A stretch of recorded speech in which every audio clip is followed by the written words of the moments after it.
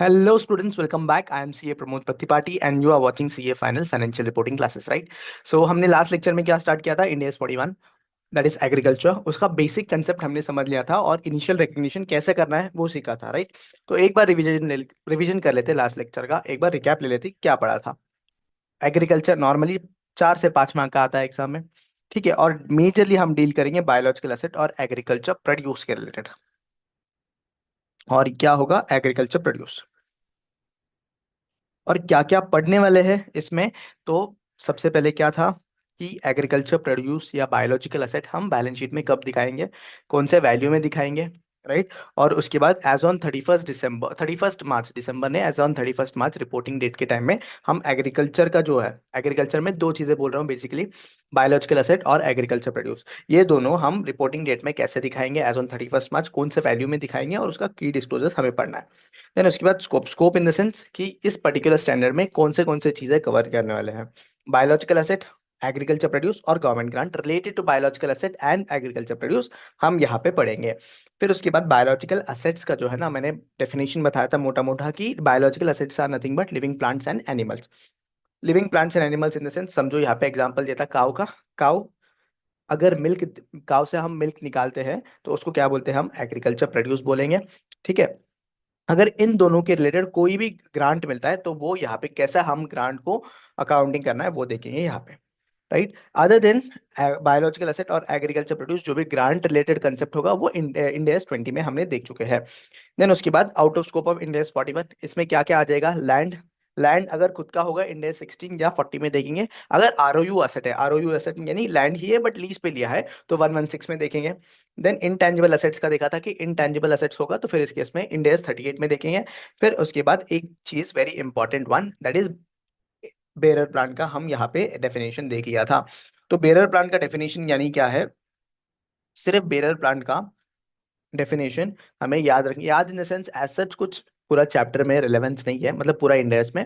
बस यहाँ पे तुम्हें उसका मीनिंग समझ में आना चाहिए कि क्या होता है बेरर प्लांट और हम यहाँ पे क्यों नहीं पढ़ रहे। तो यहाँ पे बेरर प्लांट यानी क्या है, जो 1 साल से ज्यादा उसका प्रोड्यूस होगा। सेकेंड, ये एग्रीकल्चर प्रोड्यूस या एग्रीकल्चर प्रोड्यूस प्रोडक्शन करने हम क्या करते हैं, इसको यूज करते हैं।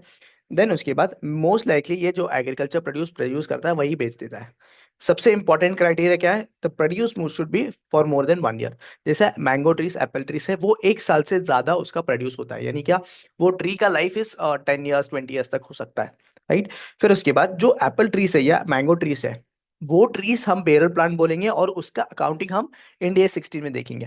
बट उससे जो प्रोड्यूस मिलेगा ना हमें, उससे जो प्रोड्यूस मिलेगा, दैट इज एप्पल्स मैंगोज जो भी है, that is called as agriculture produce and उसको हम इंडिया 41 में डील करेंगे, राइट। दोनों का डिफरेंस समझा, क्या है, एप्पल्स है, एप्पल ट्री जो है, ट्री ट्री जो है, ट्री हम इंडिया 16 के हिसाब से देखेंगे, that is bearer plant.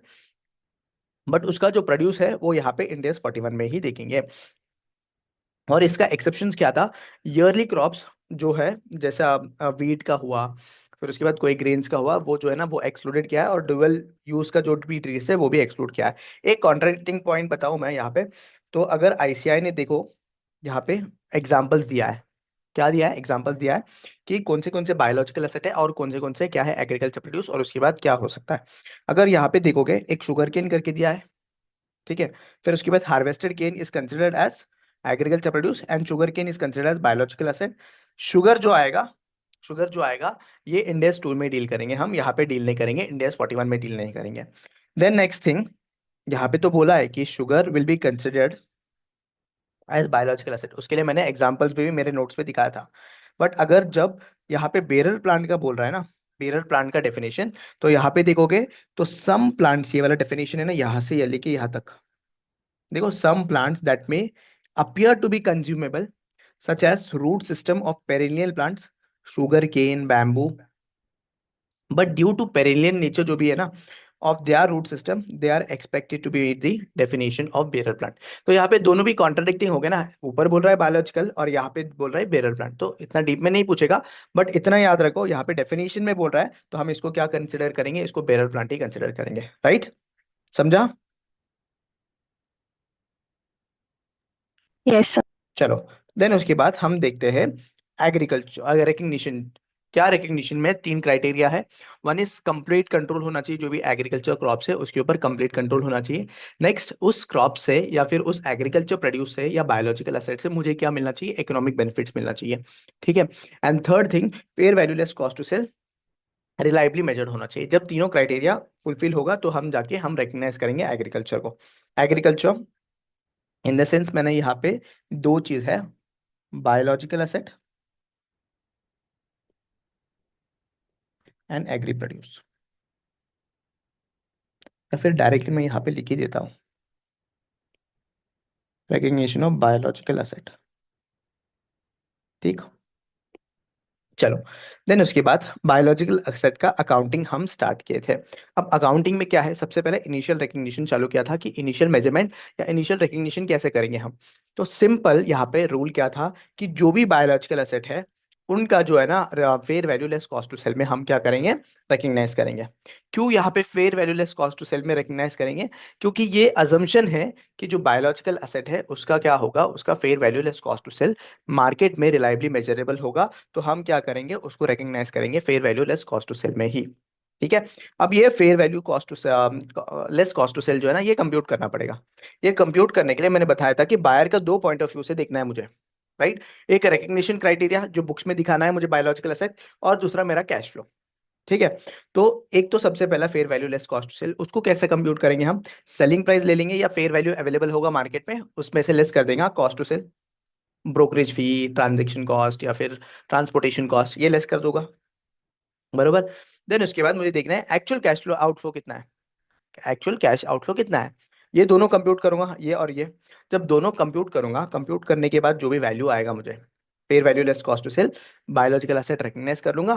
Cash flow जो है उसका क्या है, कैश फ्लो आउटफ्लो जा रहा है तो क्रेडिट कर दूंगा। इन दोनों के बीच में जो डिफरेंस है, difference between this two will be considered as gain और loss on the biological asset. तो यहाँ पे लिख दूं, difference will be gain oblique loss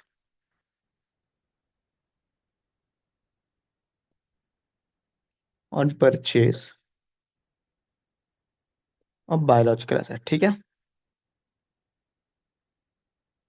इसके रिलेटेड हमने एक एग्जांपल सॉल्व किया था लास्ट लेक्चर में। ठीक है। सिंपल है, क्या है, मुझे क्या है, fair value less cost to sell compute करना है, बायोलॉजिकल एसेट उस वैल्यू में रिकग्नाइज करना है, कैश आउटफ्लो निकालना है तो बैंक से उतना पैसा जाएगा, इन दोनों का डिफरेंस जो रहेगा वो loss on sale, loss on purchase या सेल ऑफ, सेल नहीं, loss on purchase of biological asset रहेगा, या gain on purchase of biological asset रहेगा। सिंपल, यहां तक करे थे हम।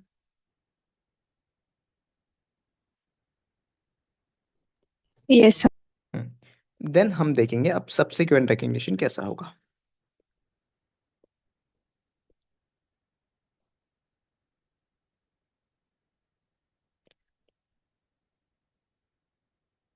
ये तो हुआ मेरा initial date, initial recognition in the sense जब परचेस करूंगा, व्हेन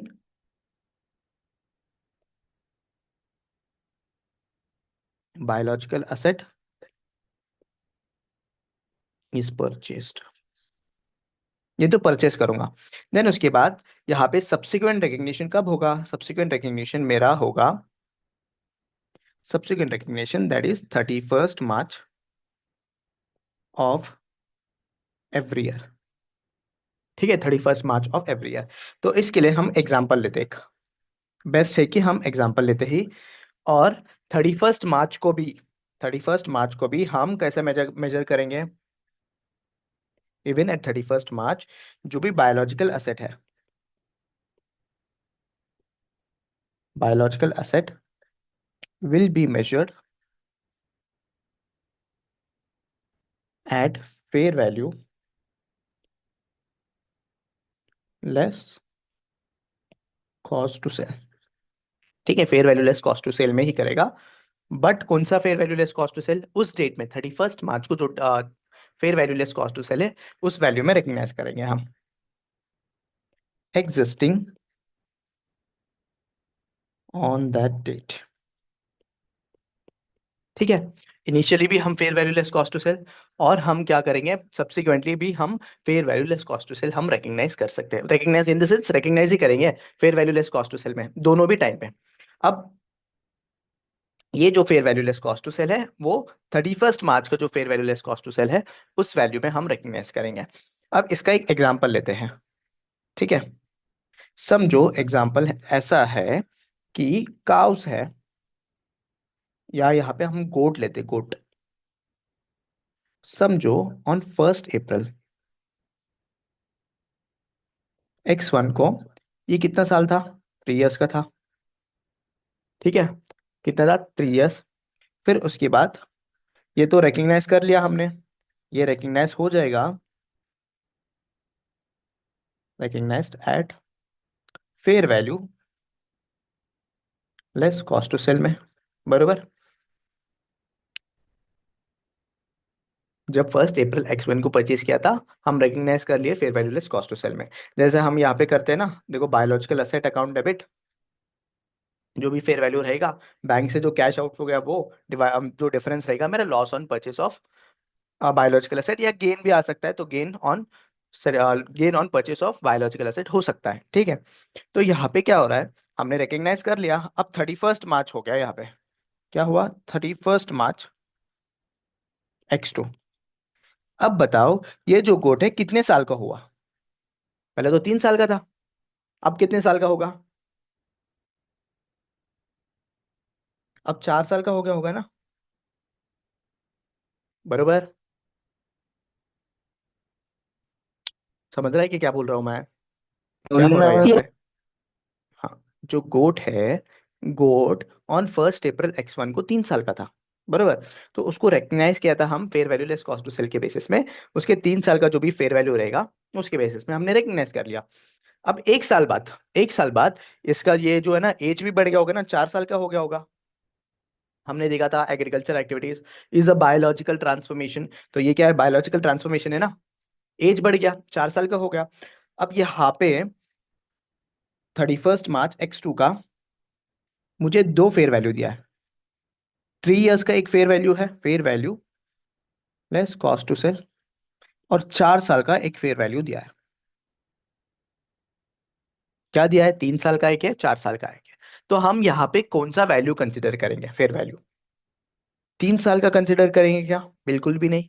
यहाँ पे गोट का एज देखना पड़ेगा कि गोट कितने साल का हुआ, 4 साल का, तो 4 साल का फेयर वैल्यू कंसिडर करके मुझे क्या कंप्यूट करना पड़ेगा, fair value less cost to sell compute करना पड़ेगा। देन इन दोनों का जो डिफरेंस है दैट विल बी गेन या loss on the remeasurement, right.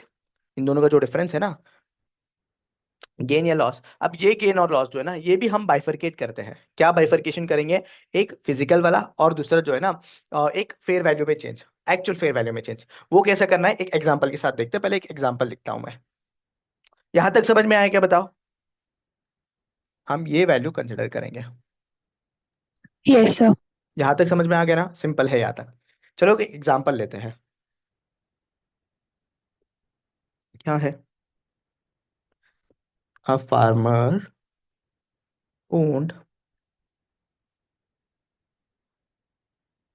dairy herd of 3 years old cattle as at 1 April X1 with fair value of rupees 13,750,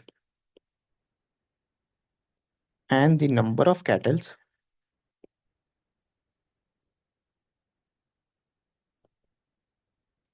in the herd was 250। ठीक है, मेरे पास कितने थे, 3 साल के कैटल्स थे on 1 April X1।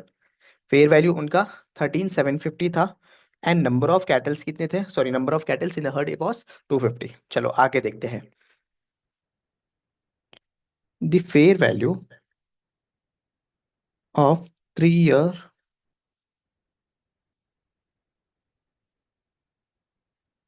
cattle as at 31st March X2 was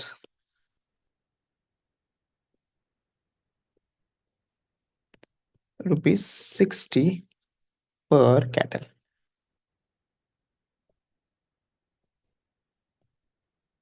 ठीक है।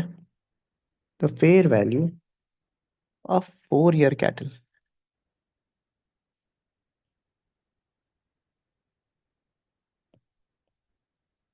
As at 31st March X2 is ₹75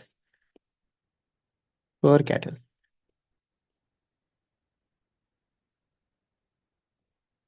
यहाँ पे कैलकुलेट क्या करना है? The measurement of group of cattles as at 31st March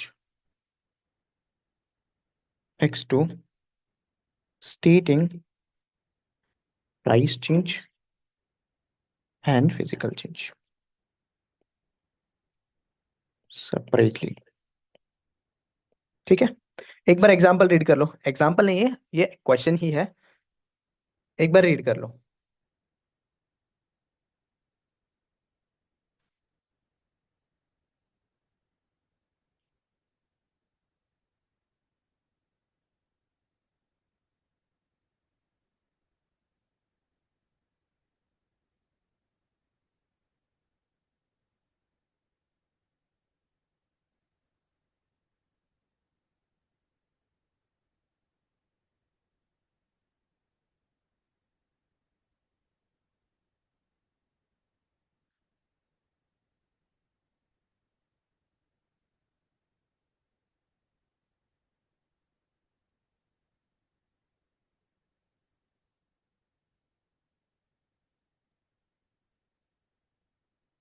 क्या रीड?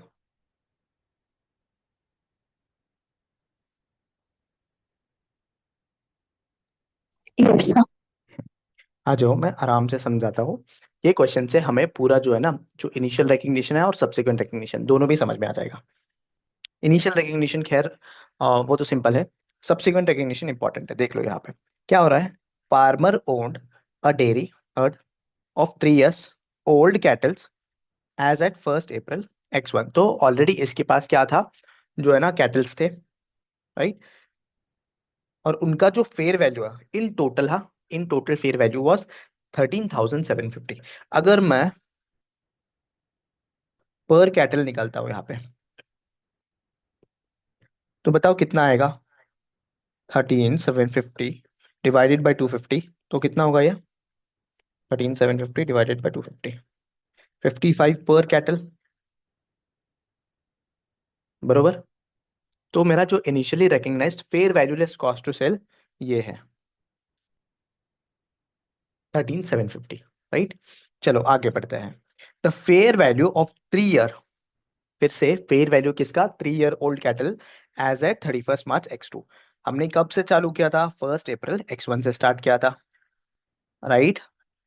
1st April X1 से start किया था।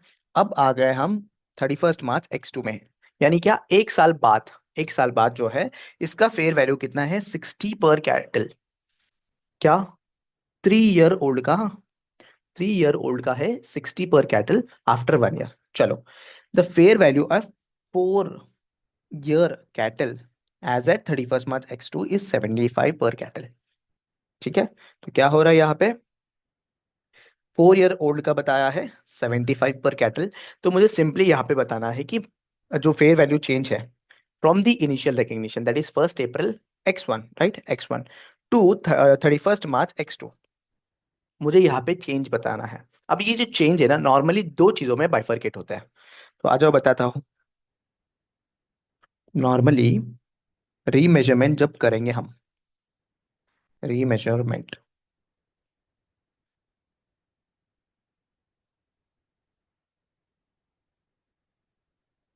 इनिशियली रिकग्नाइज्ड वैल्यू जब भी करेंगे, तो यहाँ पे दो चीजों में बाइफरकेट होता है जो चेंज है ना, वो एक होता है प्राइस चेंज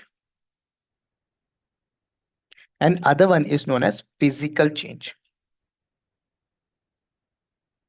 एक होता है प्राइस चेंज और एक होता है फिजिकल चेंज। यानी क्या है सर, मतलब क्या है? प्राइस चेंज यानी क्या? 3 ईयर का कैटल एक साल पहले जितना था, समझो यहाँ पे 3 ईयर का कैटल एक साल पहले कितना था? 55। और सेम 3 साल का कैटल का प्राइस आज कितना हुआ, 60 हुआ। यानी 5 रुपीज का डिफरेंस है ना, बराबर। 3 साल का, पहले भी 3 साल का, अभी भी 3 साल का, अगर प्राइस कंपेयर करूं तो यहाँ पे कितना 5 रुपए से बढ़ गया। That is nothing but price change. तो अगर यहाँ पे प्राइस चेंज का देखूं मैं, तो 250 इंटू ₹5 करूं तो कितना आएगा, 250। 250 क्यों, 250 मेरे पास काउंट है कि 250 कैंडल्स है। अब 250 कैंडल्स इंटू 5, तो कितना आ जाएगा price change, is nothing but one one two two five five zero zero right, बरोबर। देन आता है फिजिकल चेंज। फिजिकल चेंज यानी क्या, अब जो 3 साल का कैटल था, 3 साल का जो कैटल था वो क्या हुआ, अब बढ़ के 1 साल बाद 4 साल का होगा, राइट। इसको क्या बोलेंगे, फिजिकल चेंज। यानी क्या, छोटा वाला था वो 1 साल बाद बड़ा बन गया। अब जब बड़ा बन गया तो जो डिफरेंस है वो मुझे कंप्यूट करना पड़ेगा। अब यहाँ पे देखो, एज ऑन 31 मार्च X2 कितना, मैंने तो देख लिया कि प्राइस चेंज 60 हुआ। अब मेरा फिजिकल चेंज कितना है वो देखना है, तो मैं कंपेयर करूंगा जो 75 है, 75 रुपीज माइनस मेरा 60 rupees, what it will B. समझ रहा है क्या बोल रहा हूँ। देखो प्राइस चेंज तो मैंने कंप्यूट कर लिया, जो है ना फर्स्ट अप्रैल X1 से लेके आज तक, कब, 31 मार्च X2 को मेरा प्राइस 5 रुपए से बढ़ गया, बरोबर। तो आज मेरा कैटल कितने का है, 60 रुपीज पर कैटल है, बरोबर। और उसके बाद अब देख रहा हूँ कि ये जो है ना, 1 साल में मेरा फिजिकल चेंज भी आ रहेगा। Physical change in the sense क्या, 3 साल का जो है ना 4 साल का हो गया। तो अभी मुझे कंप्यूट करना है क्या फिजिकल चेंज।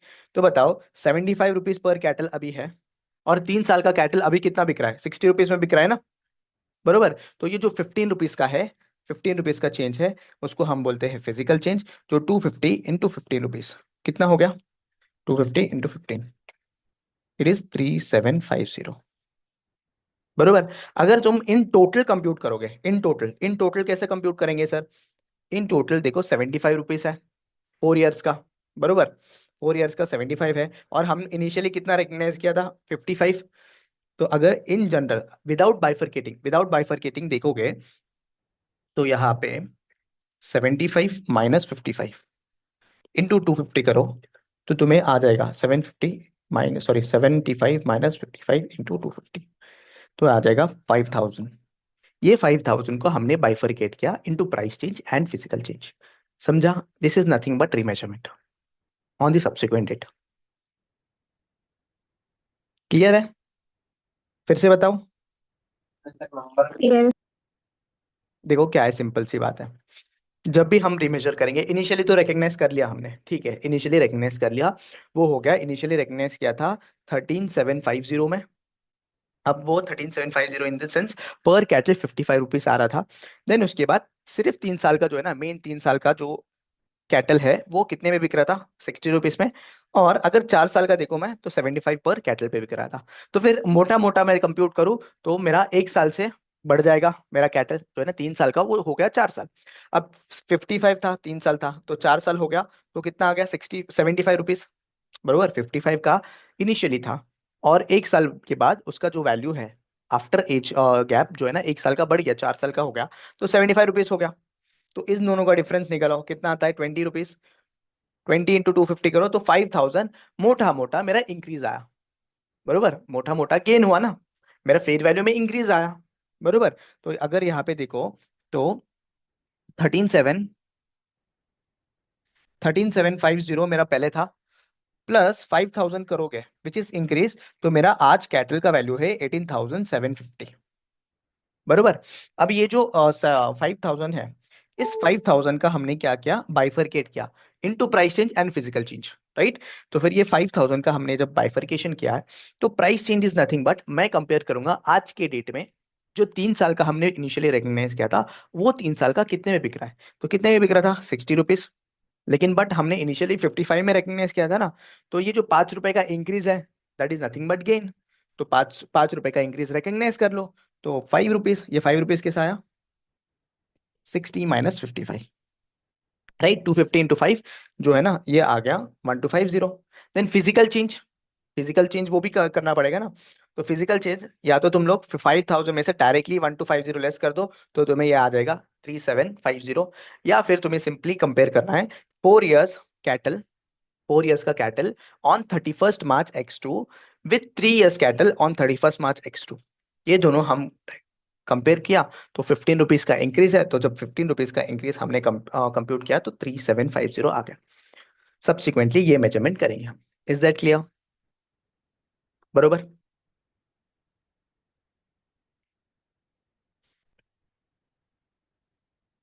समझा? बताओ। यस। कुछ डाउट है? डाउट है तो पूछो। अब इसका जर्नल एंट्री क्या होगा? नो। Okay, very good. इसका जर्नल एंट्री क्या होगा? Journal entry in the sense, generally अगर देखोगे यहाँ पे इंक्रीज इन, ये नीचे लिख देता हूँ, 1 मिनट। तो मेरा as on 31st March X2 मेरा कैटल का प्राइस कितना हुआ? 3750 प्लस 5000 का इंक्रीज है, राइट? तो 5000 का इंक्रीज है तो फिर मेरा टोटल वैल्यू होगा 18750। ठीक है जी। अब इंक्रीज है, इंक्रीज को रिकग्नाइज करना है। बायोलॉजिकल असेट में इंक्रीज आया है, तो बायोलॉजिकल असेट क्या है मेरा? असेट है, तो बायोलॉजिकल असेट अकाउंट डेबिट कितना होगा? 5000 टू गेन ऑन रीमेजरमेंट, कितना आएगा? 5000। अब ये 5000 को नॉर्मली दो में बाइफरकेट कर सकते हैं, one is physical change and price change, लेकिन गेन तो एक ही साथ में हम रिकग्नाइज कर सकते हैं। Is that clear? सिंपल था रीमेजरमेंट वाला part.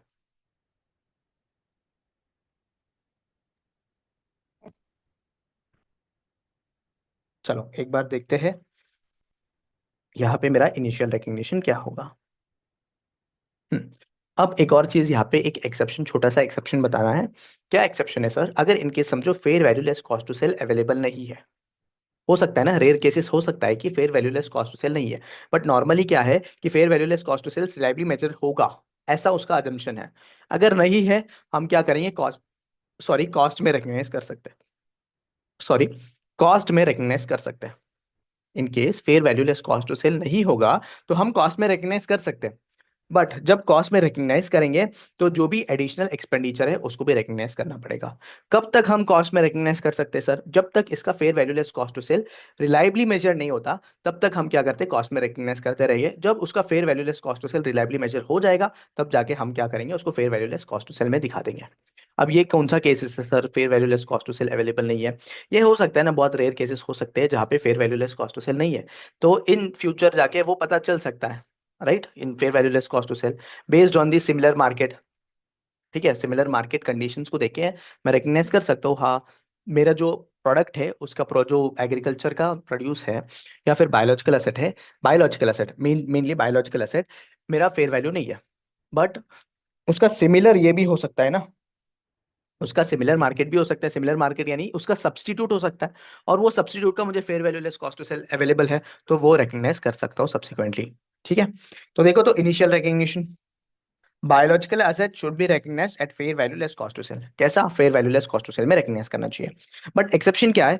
Fair value less cost to sell can not be measured reliably when, then अगर मेजर्ड रिलायबली नहीं है, then cost model can be used. ठीक है, once fair value less cost to sell becomes reliably measured, then major the biological asset at fair value less cost to sell. ठीक है, अगर जो भी डिफरेंस है, जो भी सेल एंड परचेज के बीच में जो भी डिफरेंस है on the acquisition date will be considered as in gain या loss on the initial recognition. यानी क्या? Fair value less cost to sell minus मेरा बैंक जो कैश आउटफ्लो है, इन दोनों के बीच में कोई डिफरेंस आया तो फिर हम लॉस या gain on the initial recognition हम रिकग्नाइज कर लेंगे। ठीक है, जो भी एक्सपेंस इनकर करते हैं at the time of acquisition of biological asset, ठीक है, बायोलॉजिकल एसेट परचेस करते टाइम जो भी हम एक्सपेंसेस इनकर करेंगे, ट्रांसपोर्टेशन, लोडिंग वगैरह, should be written off to PnL as a biological asset is measured at fair value less cost to sell. यानी क्या सर? यहाँ पे सिंपली इतना समझ लो, जो भी एडिशनल एक्सपेंसेस हम इनकर करते हैं, ठीक है, तो हम fair value less cost to sell recognise करते हैं, fair value less cost to sell, इसमें हम कंसिडर करते हैं ना सब कुछ, जो भी है हम इसमें कंसिडर करते हैं, तो उससे एडिशनल कोई भी एक्सपेंसेस है उसको पीएनएल में ट्रांसफर कर देंगे। अगर हम कॉस्ट मॉडल फॉलो कर रहे हैं, यानी क्या fair value less cost to sell नहीं है, fair value less cost to sell available नहीं है, तो उस केस में जो भी एडिशनल एक्सपेंसेस है वो कंसिडर करेंगे वो कंसिडर करेंगे, यानी क्या, कैपिटलाइज कर देंगे। देखो, this expenses are normally capitalised to the cost of biological asset when fair value less cost to sell is not reliably measured. ठीक है, अगर fair value less cost to sell reliably measured नहीं है तो फिर वो क्या करेंगे, हम कैपिटलाइज कर देंगे। चलो, उसका जर्नल एंट्री क्या होगा, एक्विजिशन एक्सपेंसेस, जो भी एक्विजिशन एक्सपेंसेस है टू बैंक, और पीएनएल टू एक्सपेंसेस। सिंपल। आ जाओ, यहाँ पे एक एग्जांपल दिया है। अ कंपनी परचेजेस, देखो तो, a company purchases a herds of dairy cows for 10 lakhs। Additionally the company incurs following expenses. क्या? Transportation cost 50,000 and veterinary inspection cost 20,000। तो मैं सिंपली यहाँ पे एक एग्जांपल दिया कि ये वाला जो है ना सेंटेंस, इसको सब्सटेंटिएट करने हैं। ठीक है, इसको सब्सटेंशिएट करने मैंने एक एग्जांपल दिया ताकि तुम्हें समझ में आए। देखो क्या है कि मैंने काउस परचेज किया, कितना, 10 lakhs का, और एडिशनली ये कॉस्ट इनकर किया। ठीक है, अब इसका जो है ना 10 lakhs का, जब फेयर वैल्यू रिलायबली मेजर्ड है, fair value can be reliably measured computation में, अगर 10 लाख 30 है तो हम क्या कर देंगे, हर्ड को रिकग्नाइज करेंगे। हर्ड क्या है, तो कैटल्स है ना। एक मिनट, यहाँ पे क्या लिखना है, काउस लिखना है। ठीक है, ये आ जाएगा इनिशियल रिकग्निशन में। 10 लाख 30 टू बैंक, कितना पे कर रहे हैं हम, 10 lakhs, to gain on initial recognition 30,000 आएगा। समझ रहा है कि क्या बोल रहा हूँ? फिर से समझाता हूँ, सुनो। क्या हो रहा है, कंपनी परचेज, क्या क्या है, परचेज। ठीक है, परचेज किया है dairy cows for rupees 10 lakhs, 10 lakhs का परचेज किया। ठीक है, तो मेरा आउटफ्लो कितना है, 10 lakhs है। Additionally the company incurs the following expenses, ये एक्सपेंसेस इनकर किया है 50,000 एंड 20,000।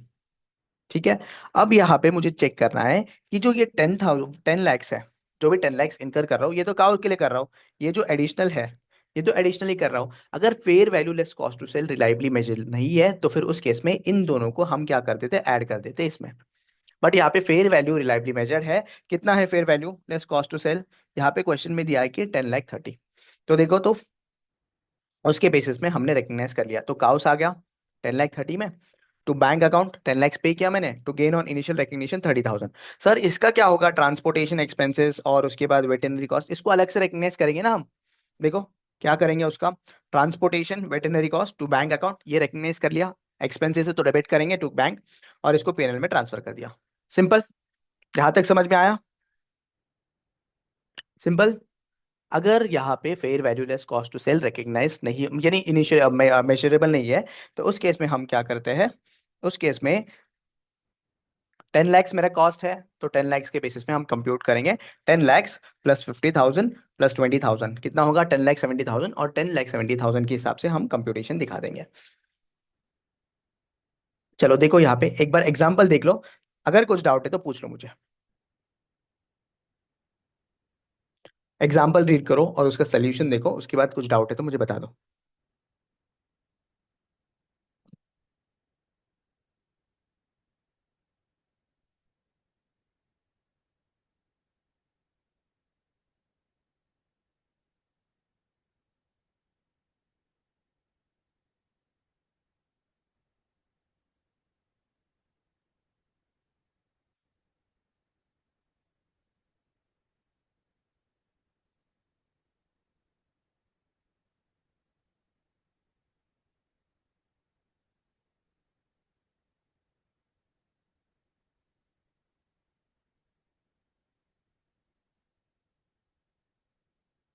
और ये जो है ना, सिर्फ यहाँ पे मॉड्यूल में एक सेंटेंस दिया है कि अगर cost away away sorry, fair value less cost to sell अगर डिटर्मिनेबल नहीं है तो फिर कॉस्ट में रिकग्नाइज करेंगे, ऐसा सिर्फ सेंटेंस दिया है, उसके ऊपर कोई क्वेश्चन नहीं है, कुछ एमसीक्यू वगैरह कुछ नहीं है। देख लो।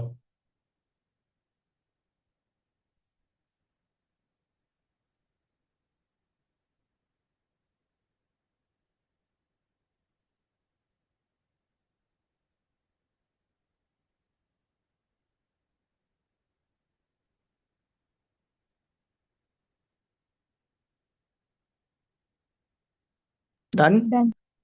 कुछ डाउट है बताओ। नहीं हाँ डाउट? बताओ।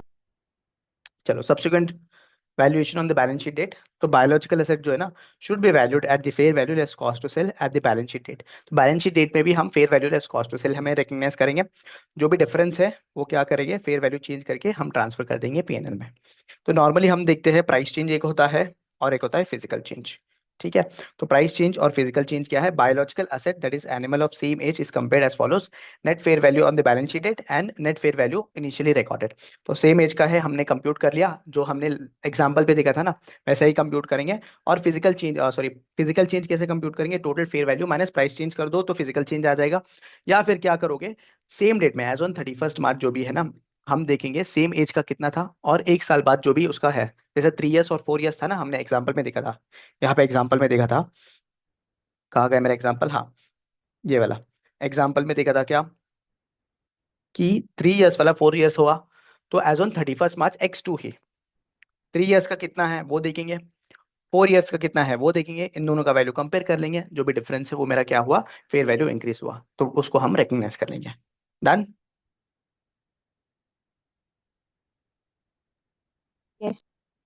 चलो, एक न्यू सेशन क्रिएट करते हैं, will continue in that session, right. चलो आ जाओ, न्यू सेशन क्रिएट करते हैं।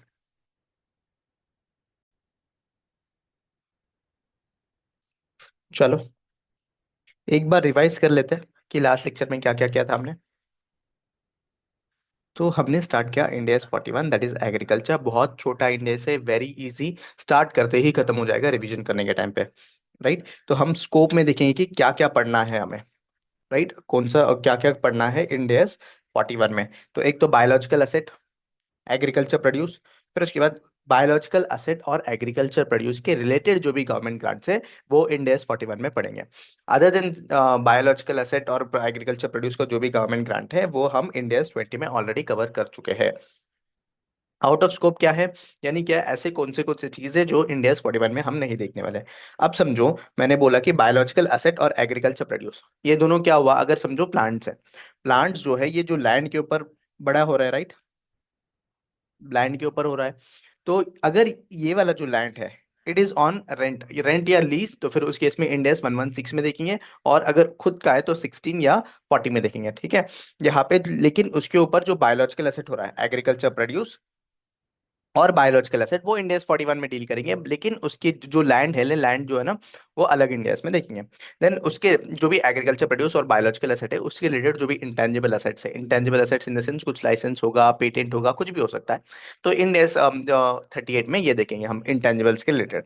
देन उसके बाद हमने देखा था बेरर प्लांट्स। बेरर प्लांट्स क्या है sir, bearer plants are nothing but जो मेरा मोर देन 1 ईयर के लिए या 1 पीरियड के लिए उसका एग्रीकल्चर प्रोड्यूस होता है, ठीक है। अब यहाँ पे इंडेक्स 16 में हम बेरर प्लांट्स को कवर करते हैं, राइट। तो फिर यहाँ पे एग्जांपल दिया था कि जो ट्रीज है ना, ट्रीज जो है वो बेरर प्लांट कंसिडर किया जाएगा, वो इंडिया 16 में देखेंगे। बट उससे जो हमें प्रोड्यूस मिलेगा that will be considered as agriculture produce और इंडिया 41 में डील किया जाएगा। और उसका 3 क्राइटेरिया देखा था जी। सबसे इंपॉर्टेंट क्या है, बेरर प्लांट हम आइडेंटिफाई करने की, जो प्रोड्यूस है वो मोर देन 1 पीरियड होना चाहिए।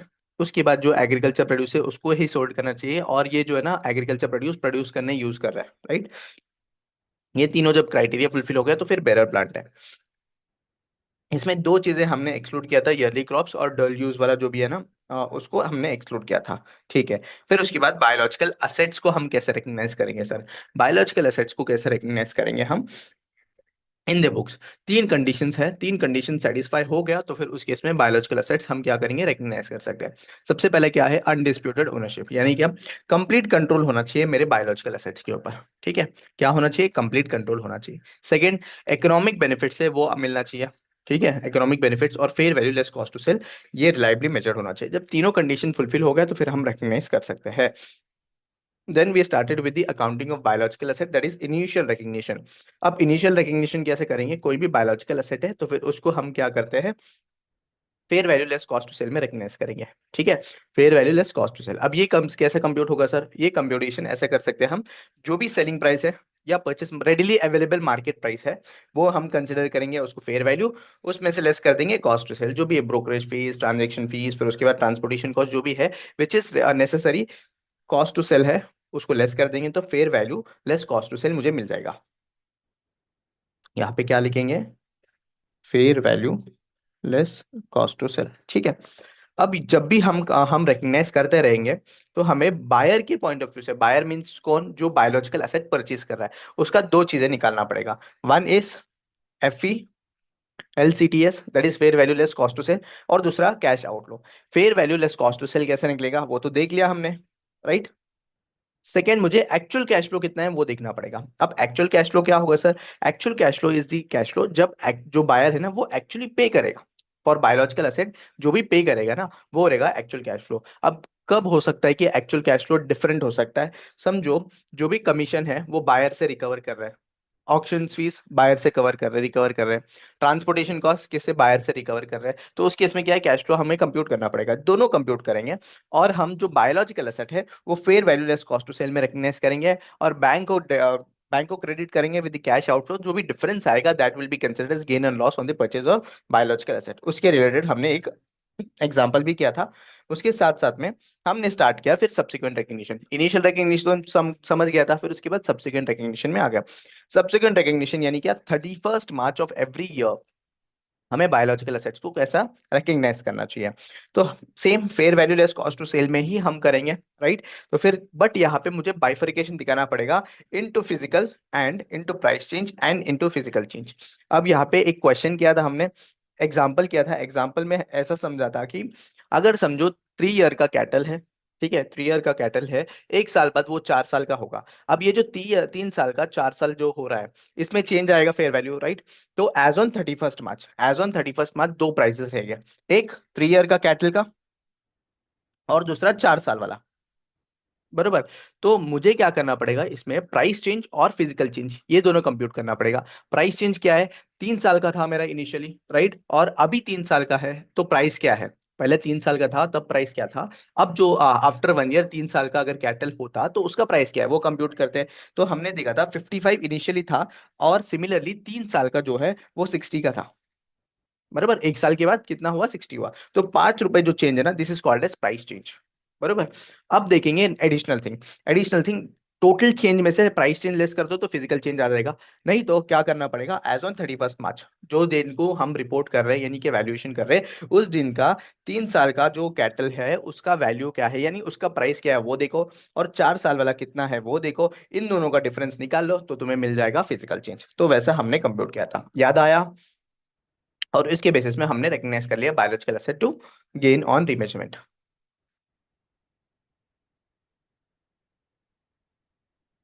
याद आया भूमि? Yes sir. चलो, देन उसके बाद एक क्वेश्चन किया था, दो क्वेश्चन किया था ना, इलस्ट्रेशन नंबर 3 किया था, और illustration number, sorry, question number 1 किया था, राइट। ये दोनों क्वेश्चन एक बार छोटे, मतलब ग्लिम्स दे देता हूँ, क्योंकि लास्ट टाइम अपना लेक्चर रिकॉर्ड नहीं हुआ था ना।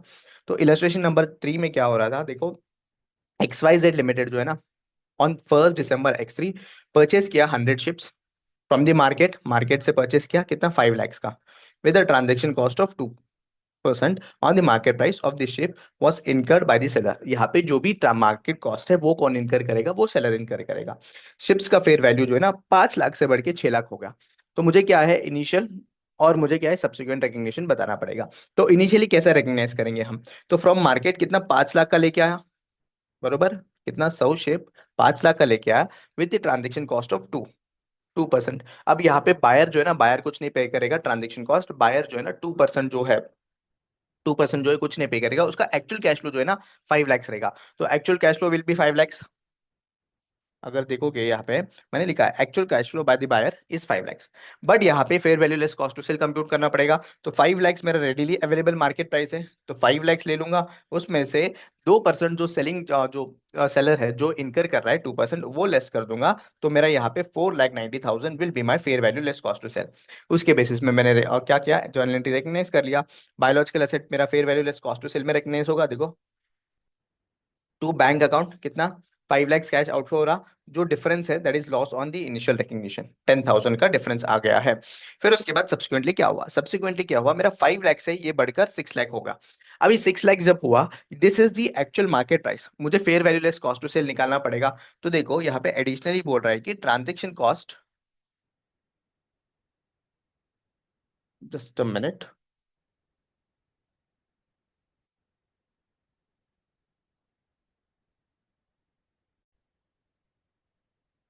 कहा था मैं, हाँ 6 लैक्स के यहाँ पे।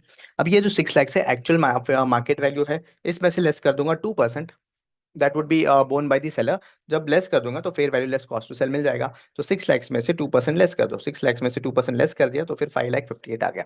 अब ये क्या है, subsequently as on 31st March X4 है। तो इससे कंपेयर करो, मेरा प्रीवियसली रिकग्नाइज्ड अमाउंट कितना है इनिशियली, 4,90,000। जो इंक्रीज है वो इंक्रीज को रिकग्नाइज करना पड़ेगा फेयर वैल्यू इंक्रीज की तरह। तो देखो 5,88,000 जो है अभी का मार्केट है as on the reporting date, और इनिशियली मैंने कितना रिकग्नाइज किया था, इनिशियली 4,90,000 रिकग्नाइज किया था। तो जो डिफरेंस है that is fair value increase, उसी को रिकग्नाइज किया। और ये वाला तो ये बहुत इजी है, यहाँ पे क्या हो रहा है, बायर के पास से भी क्या कर रहे हैं, जो 2% है ना वो रिकग्नाइज करेंगे, सॉरी रिकवर करेंगे।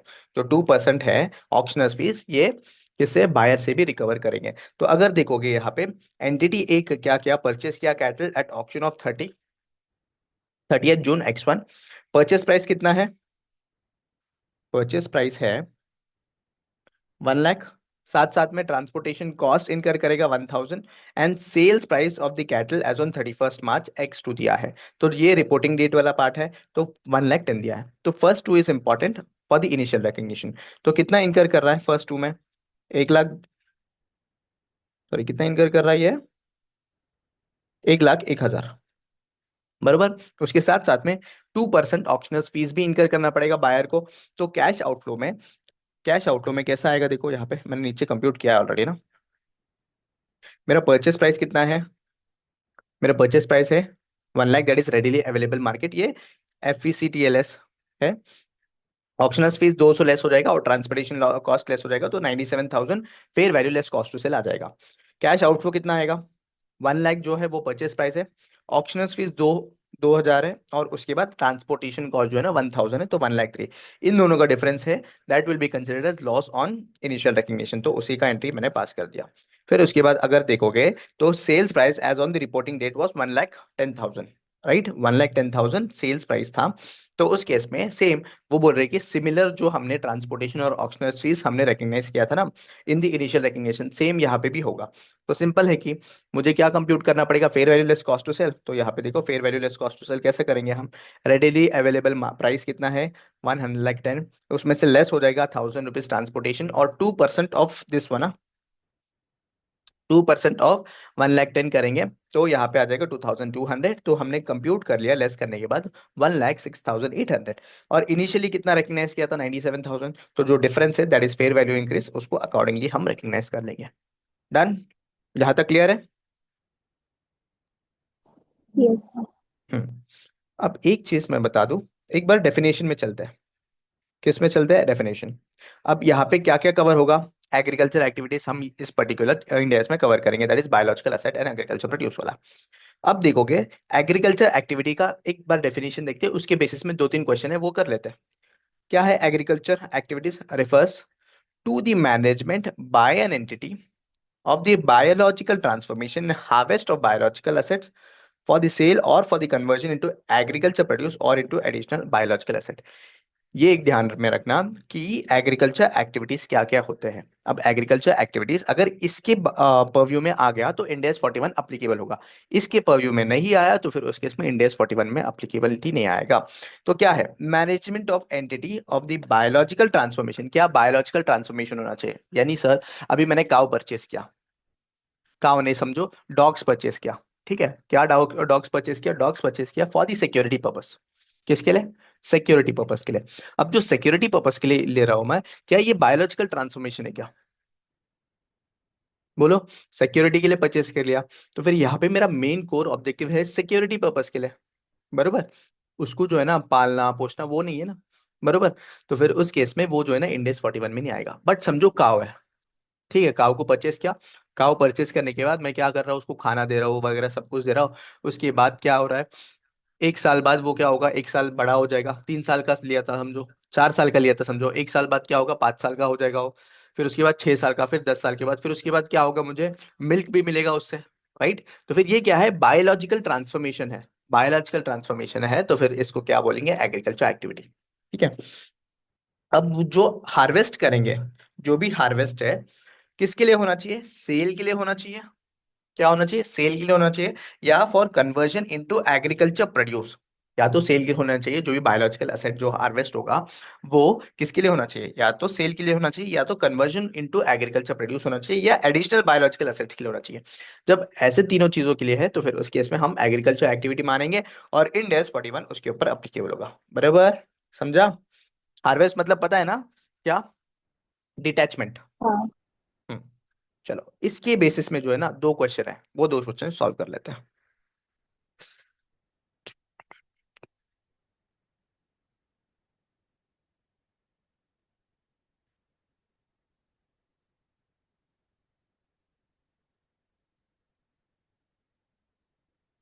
चलो, क्वेश्चन नंबर 5। ये क्या है, इंटरप्रिटेशन का रिलेटेड है।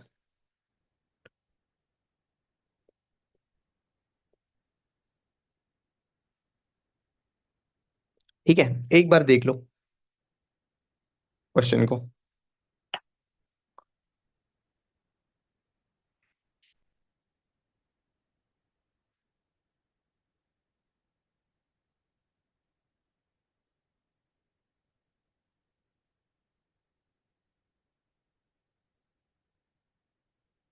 11 11 मैनिफेस्ट कर लो जो चाहिए।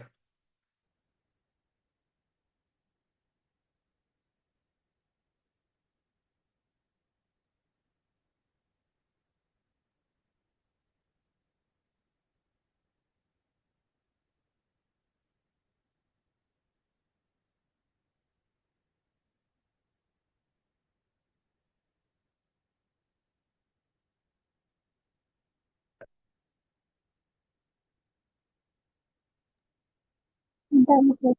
डन। चलो, हमें ये देखना है कि एक एक चीज whether that is the agriculture, मतलब इंडिया 41 अप्लीकेबल होगा उसके ऊपर या नहीं होगा।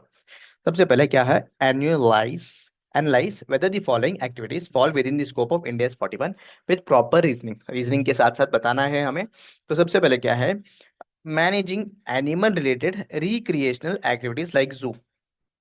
ठीक है, तो क्या हो रहा है, सिंपली एक जू है, और जू में क्या है, एनिमल रिलेटेड रिक्रिएशन एक्टिविटीज, यानी जू जू तो पता है ना सबको कि जू में एनिमल्स होते हैं, सब आके देखते हैं। तो क्या यहाँ पे जो है ना अपना क्या बोलते हैं, क्या था अपना, बायोलॉजिकल ट्रांसफॉर्मेशन होना चाहिए, बायोलॉजिकल ट्रांसफॉर्मेशन। और जो भी बायोलॉजिकल एसेट है, हार्वेस्ट ऑफ बायोलॉजिकल एसेट किसके लिए होना चाहिए, या तो सेल के लिए होना चाहिए, राइट।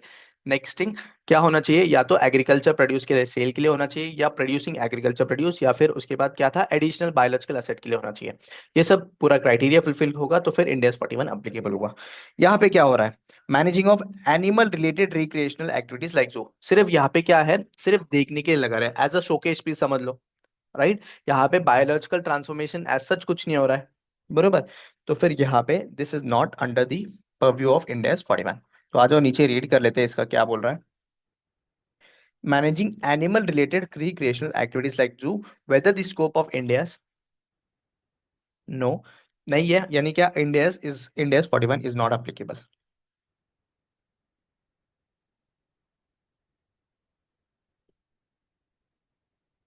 देखो यहाँ पे प्राइमरी पर्पस क्या है, the primary purpose is to show the animals to the public for recreational purpose, right. Primary purpose क्या है, बस लोग जाएंगे और वहां पे एनिमल्स को देखेंगे। ठीक है, there is no management of biological transformation. ठीक है, बायोलॉजिकल ट्रांसफॉर्मेशन का कोई भी मैनेजमेंट नहीं है, but simply control of number of animals, hence it will not fall in the purview of considered in definition of agriculture activity. ये agriculture activity नहीं है ना। मेरा जो है, और जो प्राइमरी गोल होना चाहिए, एग्रीकल्चर, एग्रीकल्चर एक्टिविटी, यानी फिर एग्रीकल्चर पर्पस होना चाहिए, तब जाके इंडिया 41 में कवर होगा। नेक्स्ट थिंग क्या था मेरा, fishing in the ocean. Ocean में फिशिंग करने जा रहा हूँ, तो ओशन में फिशिंग करने जा रहा हूँ, क्या ये एग्रीकल्चर एक्टिविटी है क्या, देख के ही बता सकते हो। जाऊंगा मैं ओशन में, फिशेस को पकड़ के लेके आऊंगा, और उसके बाद क्या, उसको बेच दूंगा शायद से, फिर कुछ भी कर सकता है, लेकिन इतना ही बोला है कि फिश करना, फिशिंग करना। बोलो, what do you feel, weather it is agriculture activity या नहीं। No sir. नो,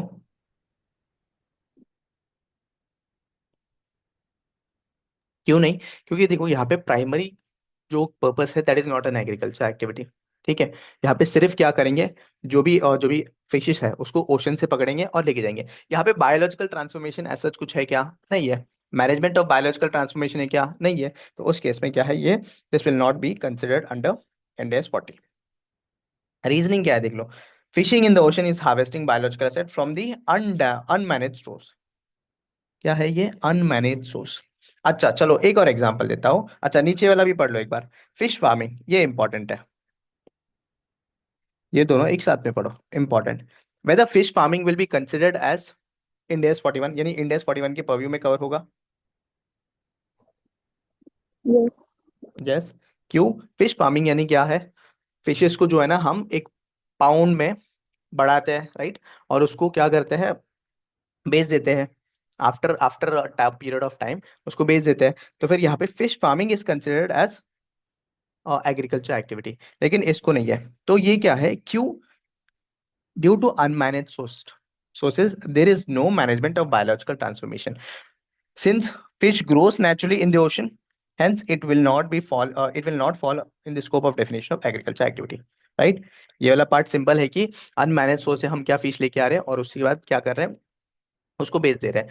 ओशन में वो नेचुरली बड़ा होता है, हम कुछ उसमें पार्ट नहीं लेते हैं, तो फिर उस केस में ये एग्रीकल्चर एक्टिविटी नहीं है। बट क्या है यहाँ पे देखो, फिश फार्मिंग में क्या है, managing the growth of fish and then harvest for the sale is agriculture activity within the scope of India 41, since there is management of biological transformation. ये क्या यहाँ पे क्या पूरा बायोलॉजिकल ट्रांसफॉर्मेशन में हमारा बहुत ही इंपॉर्टेंट रोल प्ले कर रहा है। तो फिर उस केस में biological asset for the sale और एडिशनल बायोलॉजिकल असेट है, ये तो इंडिया 41 में आ जाएगा। चलो लास्ट और क्या है, development of live organism such as cells and bacteria viruses. Development of, फिर से पढ़ लो, development of living, living life नहीं था, हाँ, living organisms such as cells, bacteria and viruses. तो यहाँ पे क्या है, ये जो है इंडेस 41 में कवर होगा या नहीं। तो यहाँ पे जो है ना एनालिसिस रिक्वायर्ड बोल रहे हैं, but this is not covered under Ind AS 41। ये एग्रीकल्चर एक्टिविटी नहीं है, राइट। ये कुछ रिसर्च पर्पस के लिए करते होंगे, बरोबर। ये किसके लिए करते होगा, मेजरली जो है ना रिसर्च पर्पस वगैरह इसके लिए करते रहते हैं। ये जो है कुछ एज सच हम एडिशनल बायोलॉजिकल असेट्स में करने या फिर सेल करने हम लोग ये जो लिविंग ऑर्गेनिजम्स को बढ़ाते नहीं है, राइट। तो फिर ये इंडेस 41 के बाहर है। तो देखो तो क्या है, the development of living organisms for the research purpose does not qualify as agriculture activity, ठीक है, as those organisms are not being developed for the sale or for the conversions into agriculture produce or into additional biological asset। तो हमारा जो conditions है वो fulfil नहीं कर रहा है, सिंपली ऐसा बोल सकते हैं। Hence, development of such organisms for the said purpose does not fall under Ind AS 41, right? बराबर ना, क्या हो रहा है यहाँ पे, डेवलपमेंट ऑफ लिविंग ऑर्गेनिज्म जो है सेल के लिए वगैरह कुछ नहीं, रिसर्च पर्पस के लिए करते हैं। तो हम Ind AS 41 के बाहर है। However, if the organisms are being developed for sale or use in the dairy products, the activity will be considered as a agriculture activity under the scope of Ind AS 41। अगर मेरा purpose है कि ये जो है ना dairy products वगैरह में यूज करेंगे, और तो फिर उस केस में हम क्या करेंगे, उसको एग्रीकल्चर एक्टिविटी मानेंगे और Ind AS 41 में कवर करेंगे। तो दो व्यू दिया है यहाँ पे। चलो आगे क्या है, growing of a plants to be use in the production of drugs. तो ग्रोइंग ऑफ द प्लांट्स क्या है, बायोलॉजिकल ट्रांसफॉर्मेशन है, management of biological transformation, then it will be considered as agriculture activity and Ind AS 41 applicable होगा। देखो, if an entity grows plants using it in the production of drugs, the activity will be agriculture activity, hence 41 में आ जाएगा। Purchase of 25 dogs for the security purpose of the agriculture, और sorry companies premises security purpose के लिए ले रहे हैं। यहाँ पे प्राइमरी पर्पस क्या है मेरा, एग्रीकल्चर एक्टिविटी नहीं है, सिक्योरिटी है। तो फिर उस केस में हमारा Ind AS 41 इसके ऊपर अप्लीकेबल नहीं होगा। तो देखो, Ind AS 41 is applied to account for biological asset when they relate to agriculture activity. Guard dogs for security purpose does not qualify as agriculture activity since they are not being kept for sale or conversion into additional biological agriculture produce or additional biological asset, hence they are outside the scope of Ind AS 41। एक theoretical question है, exam में आ सकता है कि sir, मे भी आ सकता है, क्योंकि इस चैप्टर में अपन बोल नहीं सकते कौन से क्वेश्चन आ सकते हैं।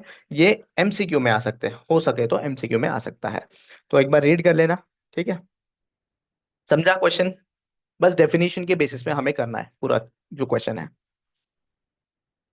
Yes, sir. पक्का। चलो एक और क्वेश्चन देखते हैं, which is on the similar lines. नवंबर, आरटीपी नवंबर 2022 में आया, इंपॉर्टेंट क्वेश्चन है। ठीक है।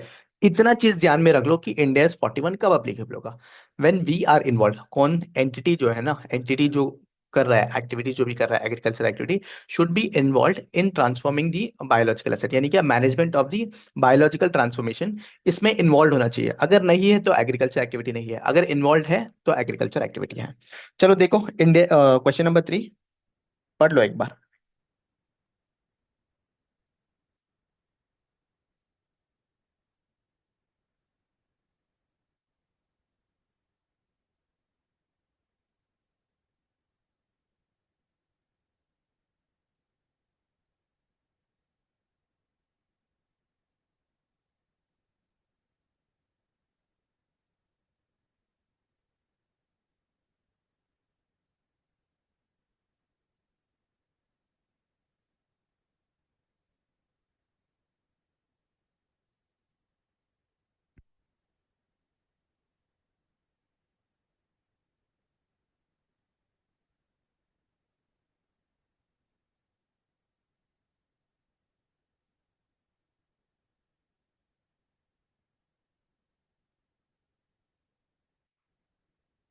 People watching on the YouTube, please do subscribe the channel.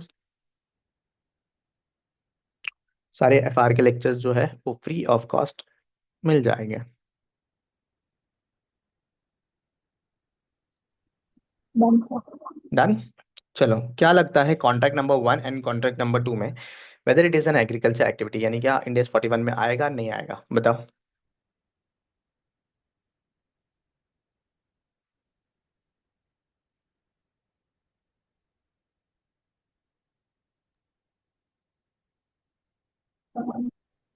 हम्म। आएगा। कॉन्ट्रैक्ट नंबर 1 आएगा, दोनों भी आएंगे क्या?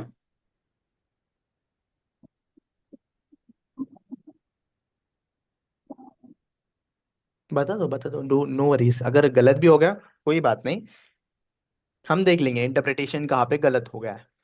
अभी बता दो कि दोनों भी आएंगे within the purview of index 41। Hmm, okay, चलो देखते हैं।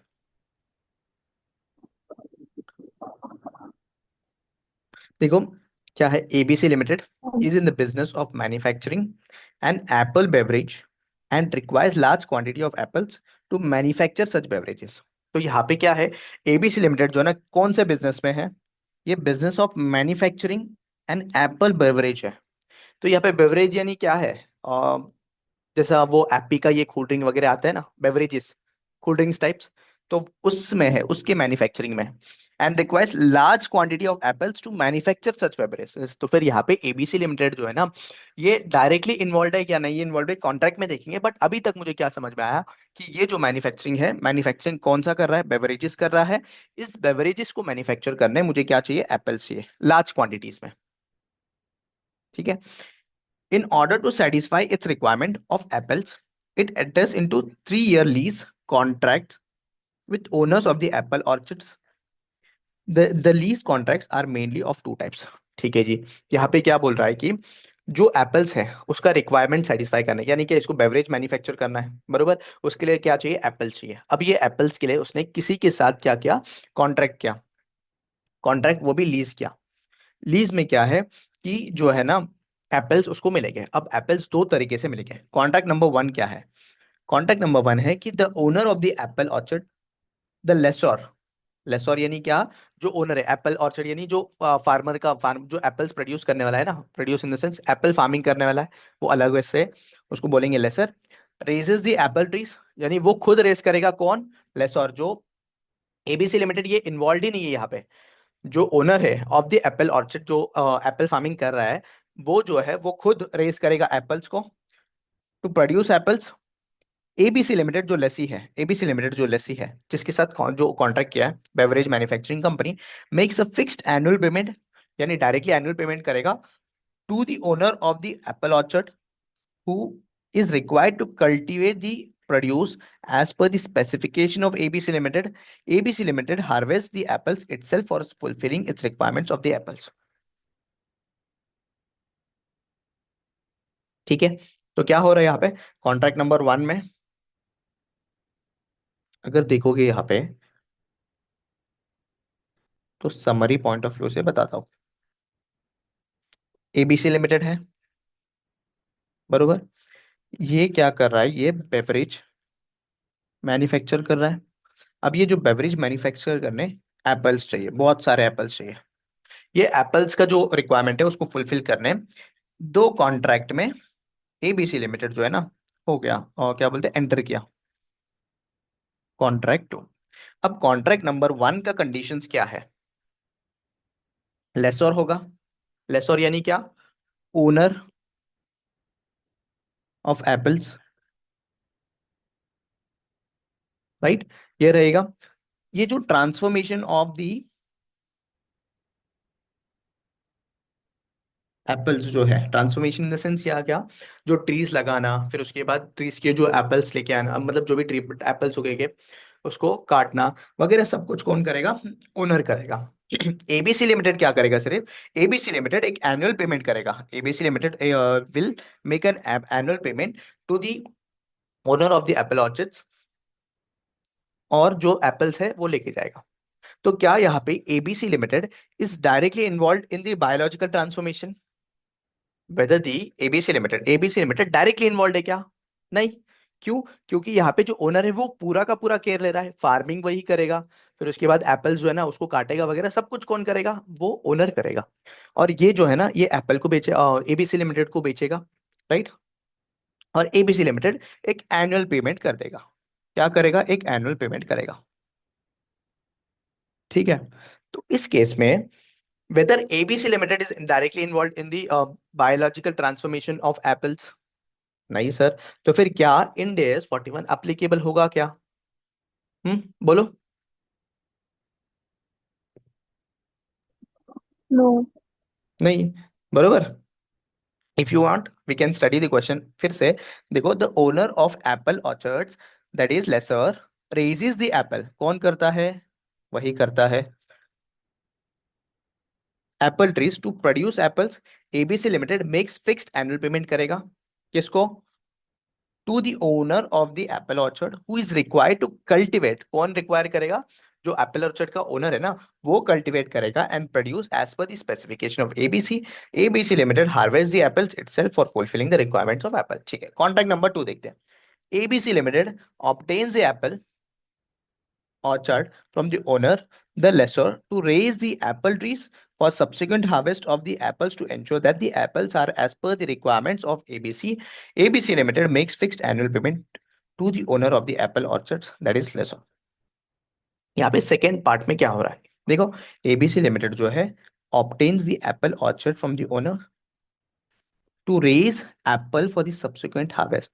अगर देखोगे तो खुद ABC limited will raise the apples for the subsequent harvest of the apples to ensure apples जो है ना उसके हिसाब से हो, उसके रिक्वायरमेंट्स के हिसाब से। बट यहाँ पे एक इंपॉर्टेंट चीज है कि एबीसी लिमिटेड खुद रेज करेगा एप्पल्स को, ठीक है। ABC Limited makes fixed annual payment to the owner of the apple orchards. Explain whether ABC Limited is engaged in the agriculture activity as per Ind AS 41. तो contract number 2 में क्या हो रहा है, एबीसी लिमिटेड खुद involve है इन raising the apples, right. तो फिर उस केस में यहाँ पे ABC limited is directly involve in biological transformation of the agriculture produce जो भी है एप्पल्स है। तो इस केस में इंड एस 41 इस केस में अप्लीकेबल होगा। चलो आ जाओ, आंसर रेडी करते हैं। Ind AS 41 agriculture defines agriculture activity, क्या डिफाइन कर रहा है, biological transformation as follows. Agriculture activity is a management by an entity of the biological transformation and harvest of biological asset for the sale or conversion into agriculture produce or additional biological asset. This definition is very important. इसके basis में कोई भी question या MCQ आ सकता है। Biological transformation comprise the process of growth, क्या है biological transformation, यानी growth, degeneration, production and procreation that causes qualitative and quantitative changes in the biological asset, ठीक है। चलो कॉन्ट्रैक्ट नंबर 1 क्या बोल रहा है, as per the contract number 1 during the 3 years of contract ABC limited only harvest the apples from the apple orchards whereas biological transformation is managed by the owner। देखो, biological transformation कौन कर रहा है, owner कर रहा है, ठीक है। तो of the Apple orchards that is lesser, since ABC limited is not involved, कहीं पे भी इन्वॉल्व नहीं है इन the biological transformation of apple orchards and is only harvesting biological asset, it cannot be said that an agriculture activity as per India's 41. Hence, ABC Limited is not engaged in the agriculture activity as per India's 41. चलो contract number 2 देखो. ABC Limited obtains apples from the orchards and is actively involved in raising the apple trees in order to ensure that the apples are as per the requirements. Hence, it is actively managing the biological transformation. तो सबसे बड़ा खेल है biological transformation. Biological transformation है या नहीं है, यानी कि इन्वॉल्व, डायरेक्टली इन्वॉल्व है या नहीं है. And harvest of biological asset. Hence, ABC Limited is engaged in the agriculture activity as per India's 41. Clear? Yes, sir. पक्का? बायोलॉजिकल हाँ. ट्रांसफॉर्मेशन, ये चीज याद रखना. इसके बेसिस में पूरा का पूरा आंसर चेंज हो जाएगा. चलो एक न्यू सेशन क्रिएट करते हैं और उसमें कंटिन्यू करते हैं. Okay. हमने इनिशियल रिकग्निशन देख लिया और सब्सिक्वेंट रिकग्निशन देख लिया ऑफ द बायोलॉजिकल एसेट. जो मेनली हम किसके रिलेटेड देख रहे हैं अभी, एनिमल्स के रिलेटेड देख रहे हैं. अब देखो, हम देखते हैं काव्स के रिलेटेड. यानी क्या सर? हमने देखा था काउ.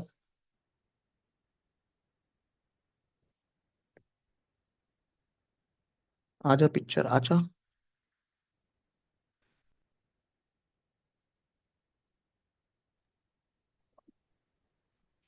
ये देखो, एक तो काव था. इसका हमने क्या देख लिया, इनिशियल रिकग्निशन देख लिया. इनिशियल रिकग्निशन कैसा होगा? इनिशियल रिकग्निशन होगा fair value less cost to sell में. देन हमने इसका सब्सिक्वेंट रिकग्निशन देख लिया. राइट, ये दोनों चीजें हमने कंप्लीट कर लिया. ये भी क्या होगा, fair value less cost to sell. और इन दोनों का जो डिफरेंस है, यानी इनिशियल और सब्सिक्वेंटली, वो क्या करेगा, फेयर वैल्यू इंक्रीज या फेयर वैल्यू डिक्रीज, और उसको पीएनएल में ट्रांसफर करेंगे. अगर समझो, अगर समझो हम्म अगर समझो इस काव से हमें क्या है, एक छोटा काव निकल के आता है, जिसको हम क्या बोलेंगे, काफ्स. क्या ये जो है ना, जब भी हम बड़ा जो ये है काव है, इसको हम क्या किया था, परचेज किया था. जब परचेज किया था, पेमेंट तो क्या होगा. बट जब ये छोटा काव आएगा, ये जो छोटा काव है, इसके लिए कुछ पेमेंट कर रहे हैं क्या हम? बिल्कुल भी नहीं सर. तो अगर पेमेंट नहीं कर रहे तो इसका भी इनिशियल रिकग्निशन होना पड़ेगा ना. इसका भी जो है, हमें दो चीजें करना पड़ेगा. वन इज इनिशियल रिकग्निशन,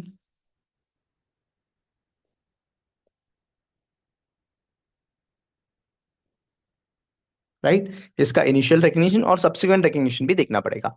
तो इनिशियल रिकग्निशन कैसा होगा, इसके लिए हम कुछ भी पेमेंट नहीं कर रहे हैं. तो इसका जो भी वैल्यू है, ये हम रिकग्नाइज कैसे करेंगे, ये हम fair value less cost to sell में ही करेंगे. क्या करेंगे, fair value less cost to sell में ही करेंगे. बट कैसे सर? देखो कि न्यूली बॉन्ड जो काफ्स है इन द मार्केट, उसका वैल्यू क्या चल रहा है.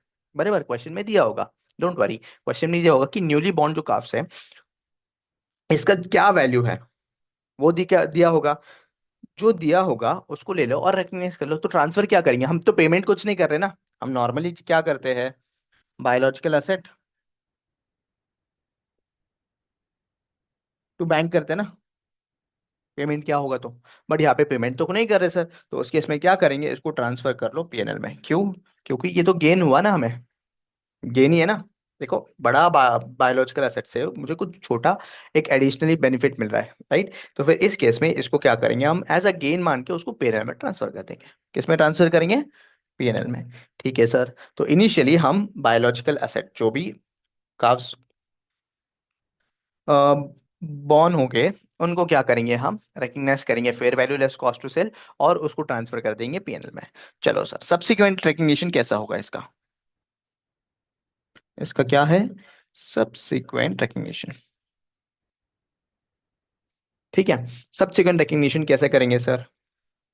सेम हम क्या करेंगे, ऊपर क्या कर रहे थे हम, fair value less cost to sell on the reporting date देख रहे थे यहाँ पे, राइट. सब्सिक्वेंट रिकग्निशन में fair value less cost to sell on the reporting date देखते रहे थे.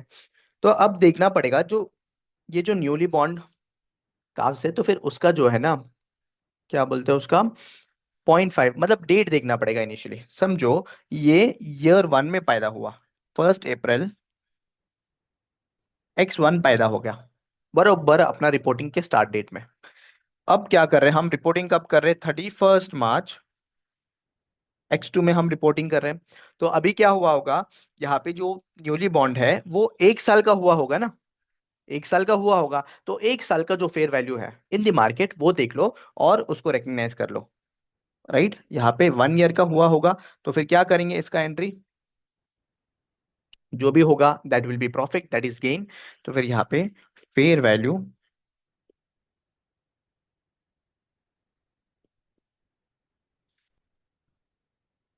क्या करेंगे हम, biological asset, biological asset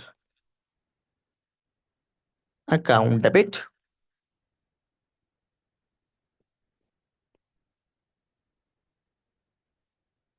to gain on remeasurement.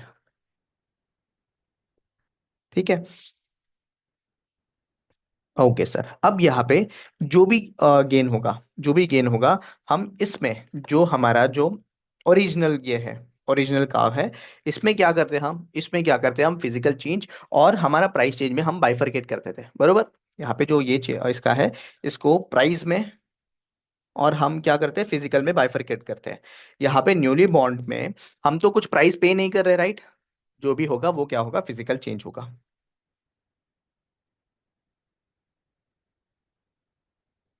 Everything that is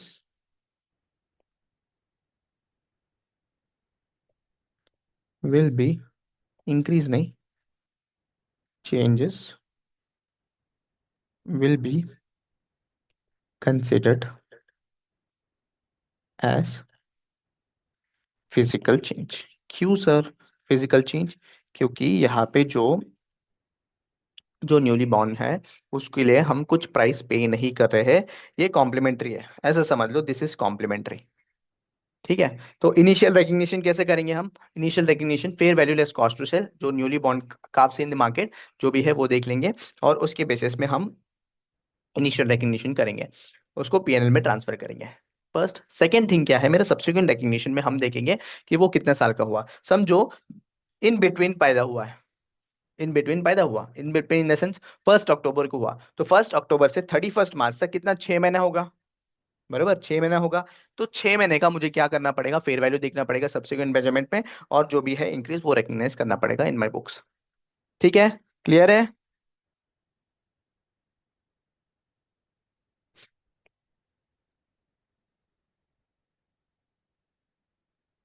समझा कि नहीं, या फिर कुछ डाउट है।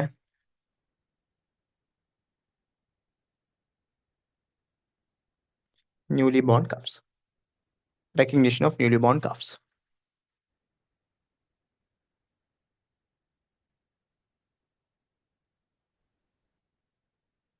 चलो, कहाँ थे हम काफ्स के, यहाँ पे न्यूली बॉर्न जो है ना उसका बात कर रहे थे हम। तो हम, मैंने स्टार्ट कहाँ से किया था कि जो हम परचेस कर रहे हैं, दिस वन इज परचेस्ड, ये वाला जो है ना ये परचेस किया था हमने। परचेज जब करते हैं हम, तो हम क्या करते हैं, इनिशियल रिकग्निशन करते हैं fair value less cost to sell के बेसिस में, राइट, कंप्यूट करके हमने देख लिया था, ये पढ़ लिया। सब्सिक्वेंट रिकग्निशन भी कर लिया हमने, राइट, जो भी हम fair value less cost to sell में हमने कर लिया। चलो, अभी क्या होता है, जब भी इस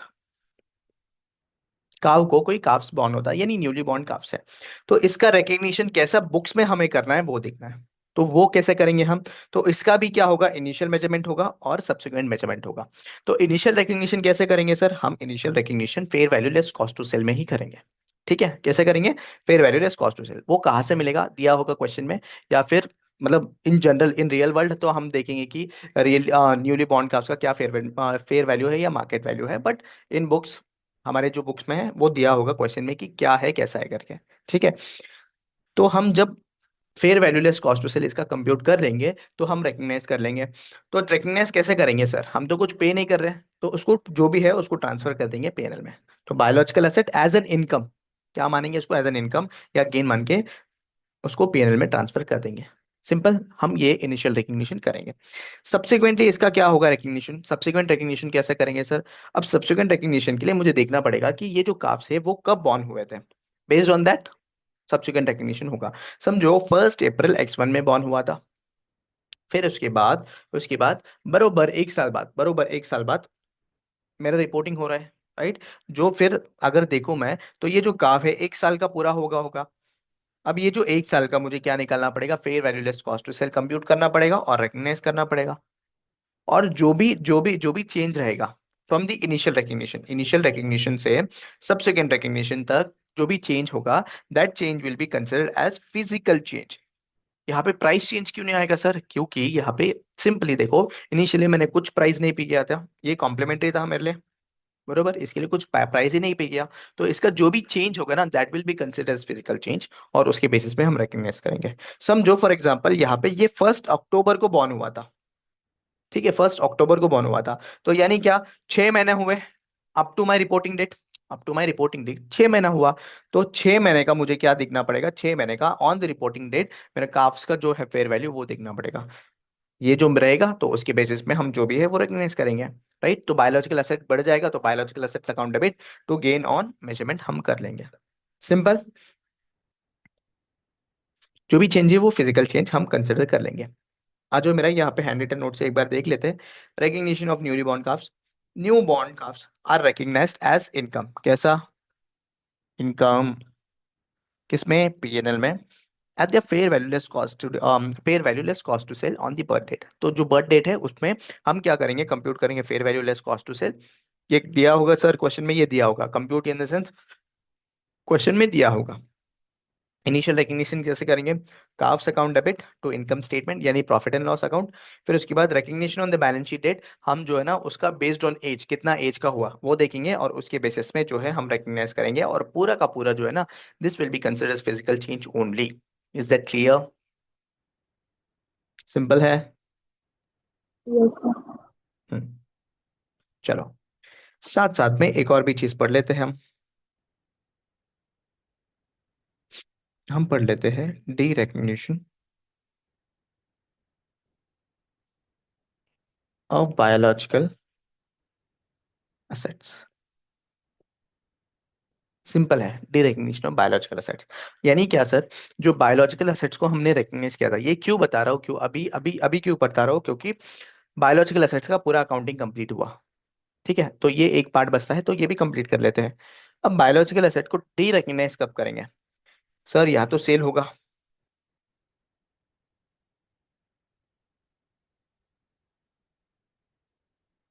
या तो सेल होगा, राइट? या तो जो मेरा बायोलॉजिकल एसेट्स यानी एनिमल्स हुआ और ये क्या हुआ, इनका डेथ हो जाएगा, या तो फिर हम इसको इन्वेंट्री में कन्वर्ट करेंगे। इन्वेंट्री में इन द सेंस, जो भी मेरा समझो गोट्स है, राइट? गोट्स है, गोट्स को जो है ना मटन में कन्वर्ट करते हैं, बरोबर, तो उसको इन्वेंट्री में कन्वर्ट किया। तो तीनों केसेस में हम क्या करेंगे, अकाउंटिंग देखेंगे क्या होगा, ठीक है? तो सबसे पहले हम इसका देख लेते हैं, किसका, डेथ का, फिर उसके बाद एक क्वेश्चन सॉल्व कर लेते हैं, उसके बाद बाकी चीज देखते हैं।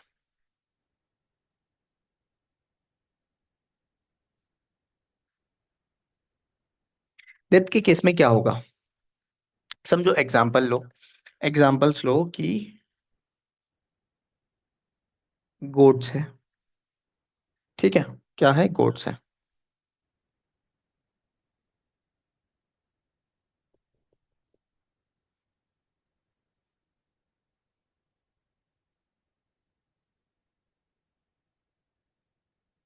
ठीक है। डेथ ऑफ बायोलॉजिकल एसेट क्या होगा, एग्जाम्पल के लिए समझो, मेरे पास 100 गोड्स थे, ठीक है जी, 100 गोड्स थे। इसमें से क्या हुआ, ड्यू टू सिकनेस या फिर ड्यू टू एनीथिंग, कुछ भी रीजन हो सकता है, या पोलियो हो गया, कुछ तो हो गया, 20 गोड्स डाइड, यानी क्या, मर गए, बरोबर। अब जब 20 गोड जो मर गए, इसको तो मुझे क्या करना पड़ेगा, री रिकग्नाइज करना पड़ेगा ना। अब जो डी रिकग्निशन कैसा होगा सर, डी रिकग्निशन भी हमने रिकग्नाइज कौन से वैल्यू में किया था, fair value less cost to sell, तो डी रिकग्निशन भी fair value less cost to sell में होगा। तो इसका डी रिकग्निशन कब कैसा करेंगे, क्वेश्चन में दिया होगा कि इसका जो फेयर वैल्यू है, जो मेरा ये मरा हुआ गुड्स है ना, इसका fair value less cost to sell दिया होगा क्वेश्चन में। तो हम क्या करेंगे, उसके बेसिस में डी रिकग्नाइज कर लेंगे। अब derecognize in the sense, अगर 20 गुड्स मर गए, मुझे तो पेमेंट कुछ मिलने वाला नहीं है बैंक में, बरोबर, यानी दैट इज माई लॉस, बरोबर ना। जो 20 गुड्स जो मर गए, वो क्या हुआ, लॉस हुआ मेरा। तो लॉस को रिकग्नाइज करना पड़ेगा। बायोलॉजिकल एसेट्स कम हो गए, तो to biological assets, to biological assets account, loss on death of biological assets account debit. ठीक है, और ये इसको ट्रांसफर कर लेंगे हम पीएनएल में, बरोबर। Is that clear? सिंपल है क्या? Yes sir. हाँ सिंपल है ना। अगर मेरा जो एग्रीकल्चर एक्टिविटी नहीं, बायोलॉजिकल एसेट है, बायोलॉजिकल एसेट अगर मर गया, तो मेरा बिजनेस में लॉस हो रहा है ना। 100 थे मेरे पास, 100 में से 20 जो है ना, वो मर गए, तो फिर उस केस में 20 का जो लॉस है वो रिकग्नाइज करना पड़ेगा, सिंपल है। चलो, अब क्या था सर, इसके रिलेटेड एक क्वेश्चन सॉल्व कर लेते हैं। सिंपल क्वेश्चन है, उसमें इनिशियल रिकग्निशन है, सब्सिक्वेंट रिकग्निशन है, उसके बाद क्या है, लॉस भी है।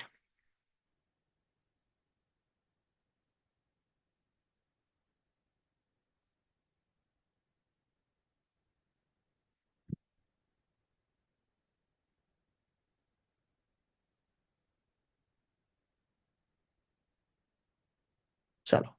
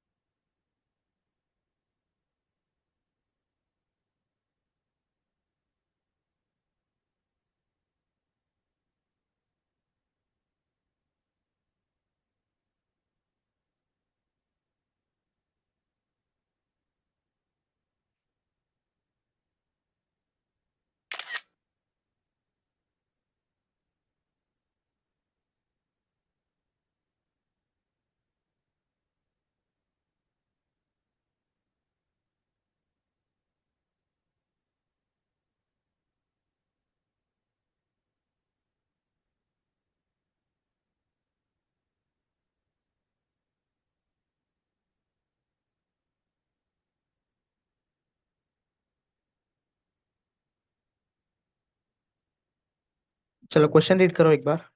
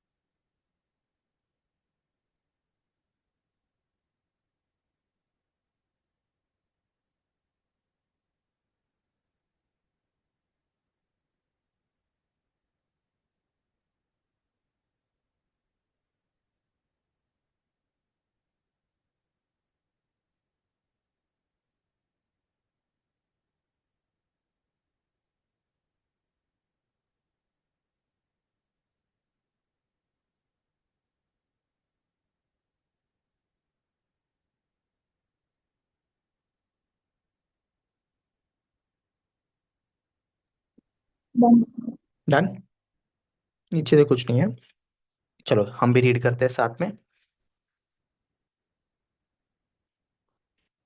क्या हो रहा है क्वेश्चन में, X Y limited is a farming entity where cows are milked on daily basis.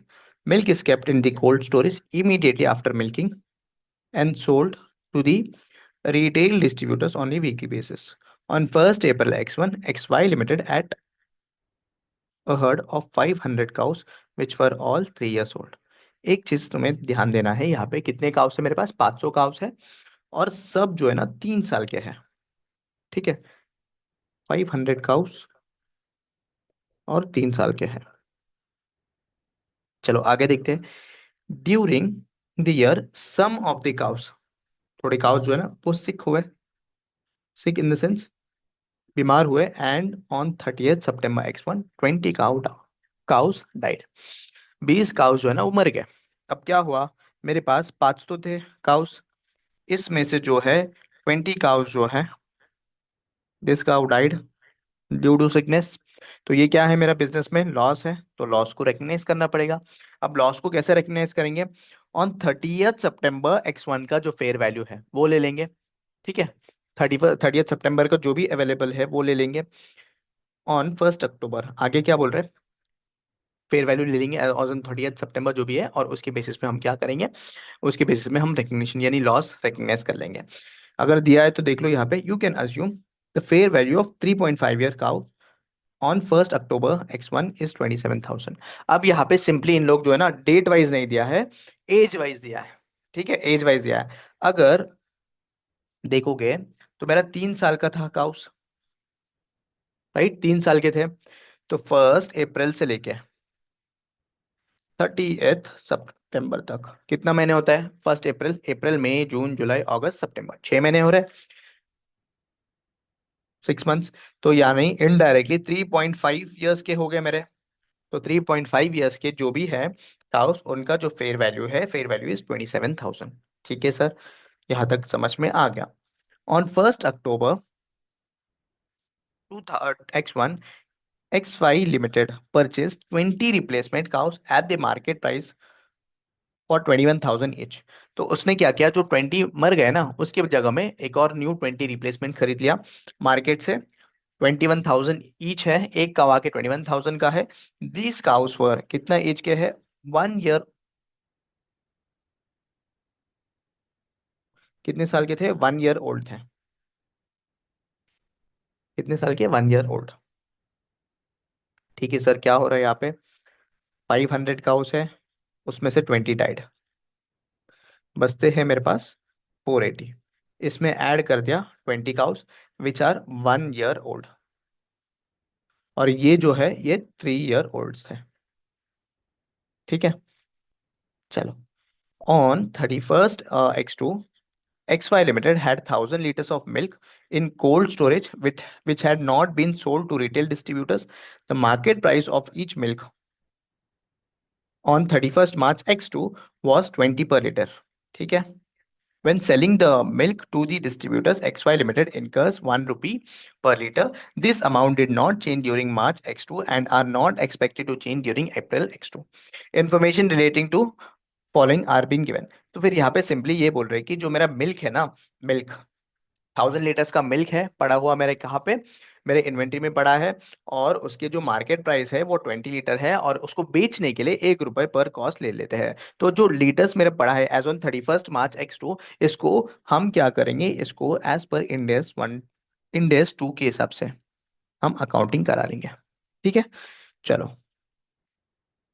Information relating to fair value and cost to sell is given below.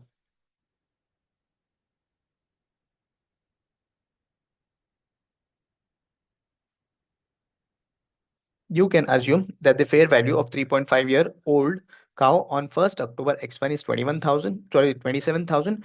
Past journal entry of the above transaction with respect to cows in the financial statements of X and Y for the year ended 31st March X2 also मुझे बताना है कि show the amount lying in the inventory if any। ठीक है, तो मुझे यहाँ पे मुझे इतना बता दो कि जो 20 काउस मर गए ना, तो 20 काउस कहाँ गए मेरे 20 काउस? हाँ, जो भी 20 काउस मर गए उसका fair value less cost to sales क्या होगा? 1 मिनट में आ रहा हूँ मैं, जल्दी देखो और बता दो।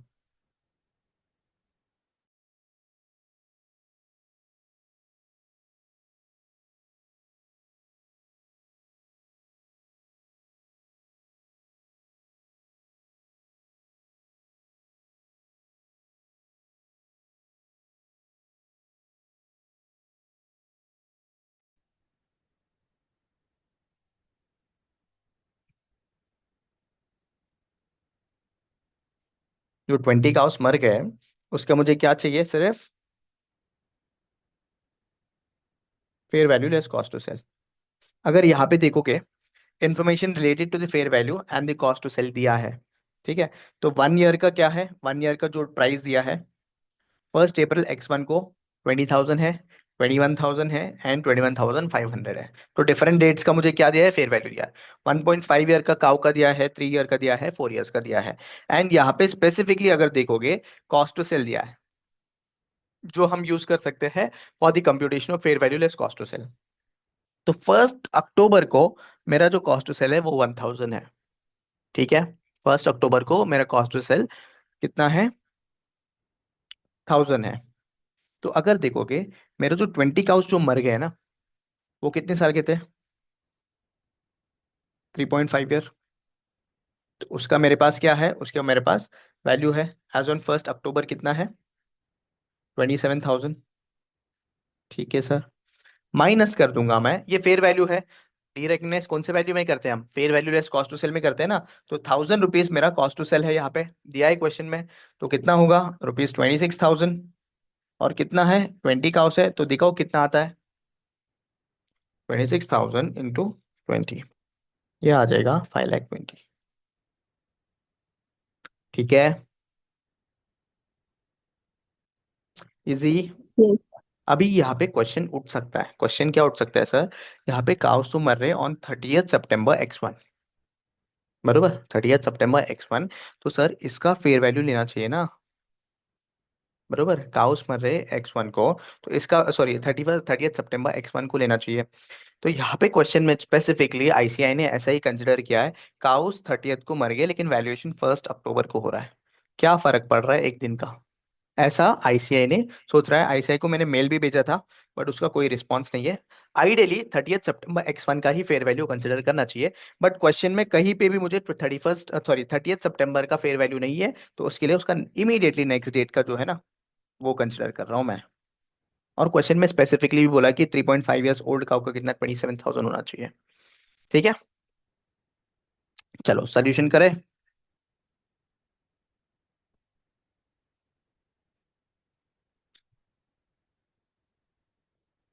फर्स्ट क्या होगा, recognition of due to death.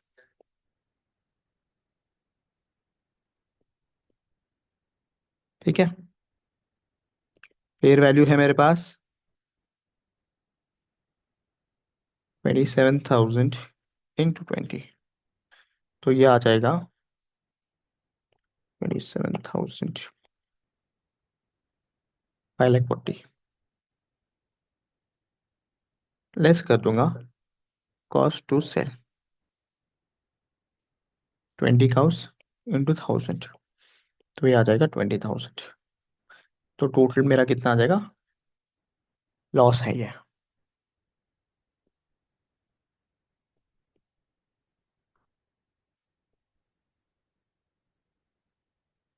ठीक है, तो इसका जर्नल एंट्री क्या होगा बताओ।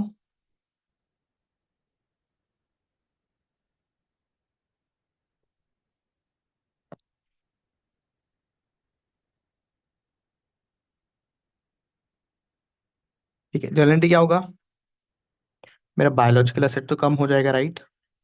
To biological asset 5,20,000, loss due to death, account debit कितना, 5,20,000,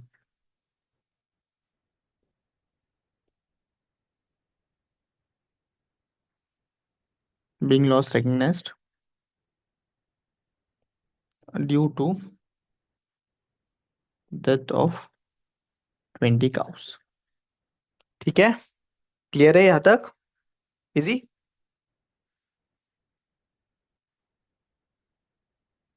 यहाँ पे अगर नोट्स है तो नोट लिख लो।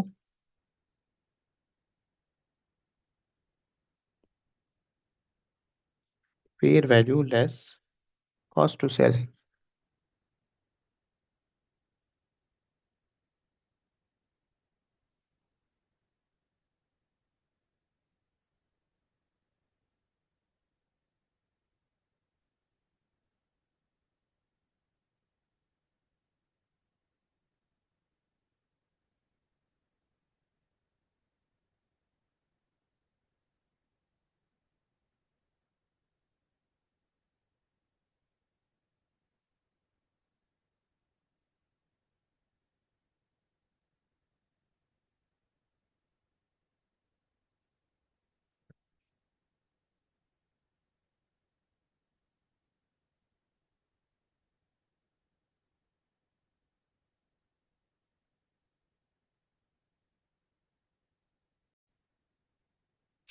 Fair value, right, fair value 27,000, 20 cow का इतना आ गया।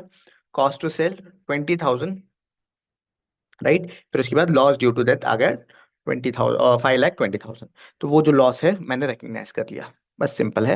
यहाँ पे सिंपली ऐसा नोट लिखा कि 30 सितंबर का हमें कंसिडर करना चाहिए नॉर्मली फेयर वैल्यू।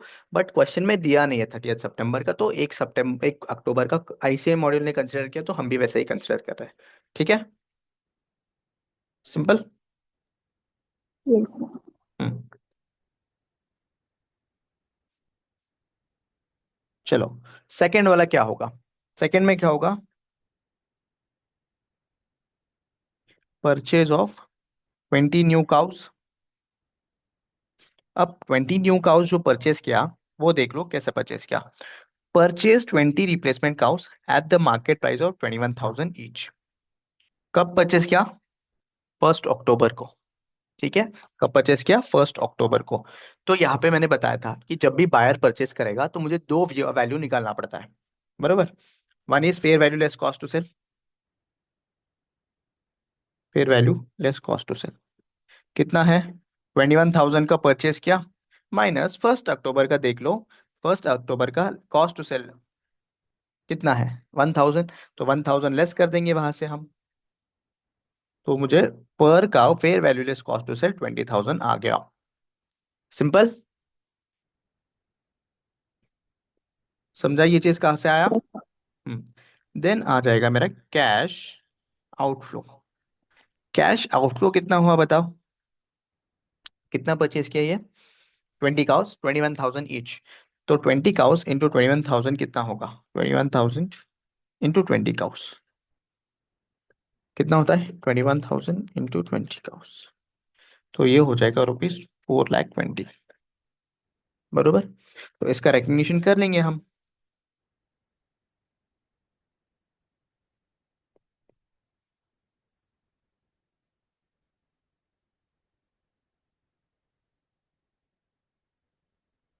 कैसे करेंगे? बायोलॉजिकल असेट्स अकाउंट डेबिट कितना करेंगे? Fair value less cost to sell कितना है मेरा यहाँ पे? कुछ तो गड़बड़ हुआ है ना यहाँ पे। अच्छा, ठीक है। Fair value less cost to sell 20,000 into 20 cows करना है ना। तो कितना आएगा बताओ? 4 लाख।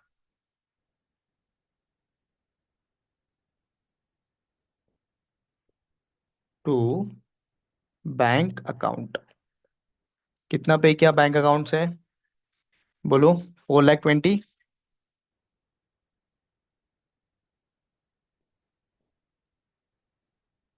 तो जो डिफरेंस है वो क्या मानेंगे हम?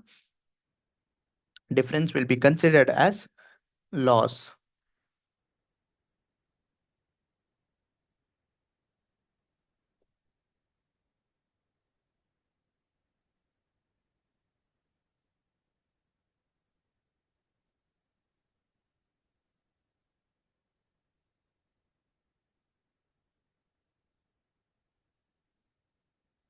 Being initial recognition. ठीक है, इजी। यहां तक समझ में आया? Yes sir.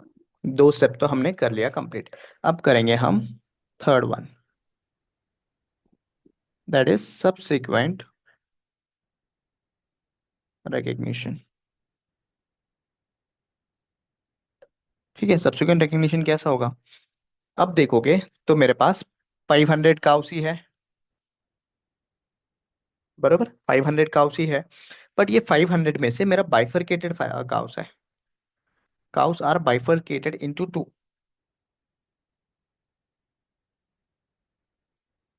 मेरा 480 काउस जो है are of different age, and मेरा 20 cows are of different age, बरोबर।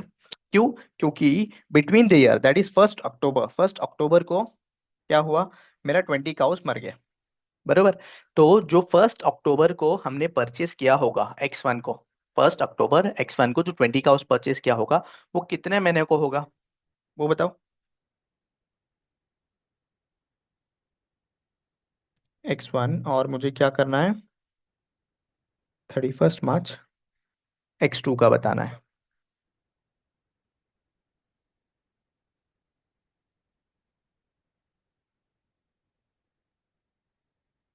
तो यहाँ पे कोई तो एक इंफॉर्मेशन मिसिंग है, 1 मिनट, मेरा एक इंफॉर्मेशन मिसिंग है।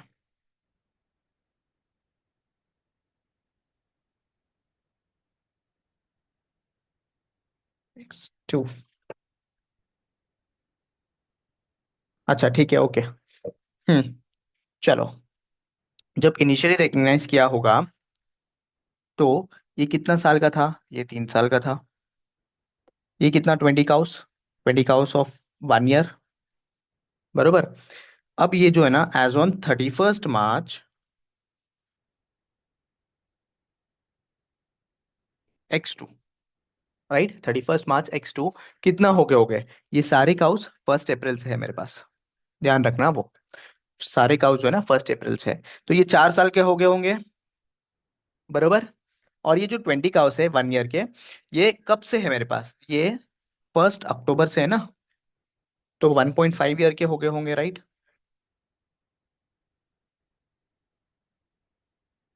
समझा क्या क्या मैंने बाइफरकेशन।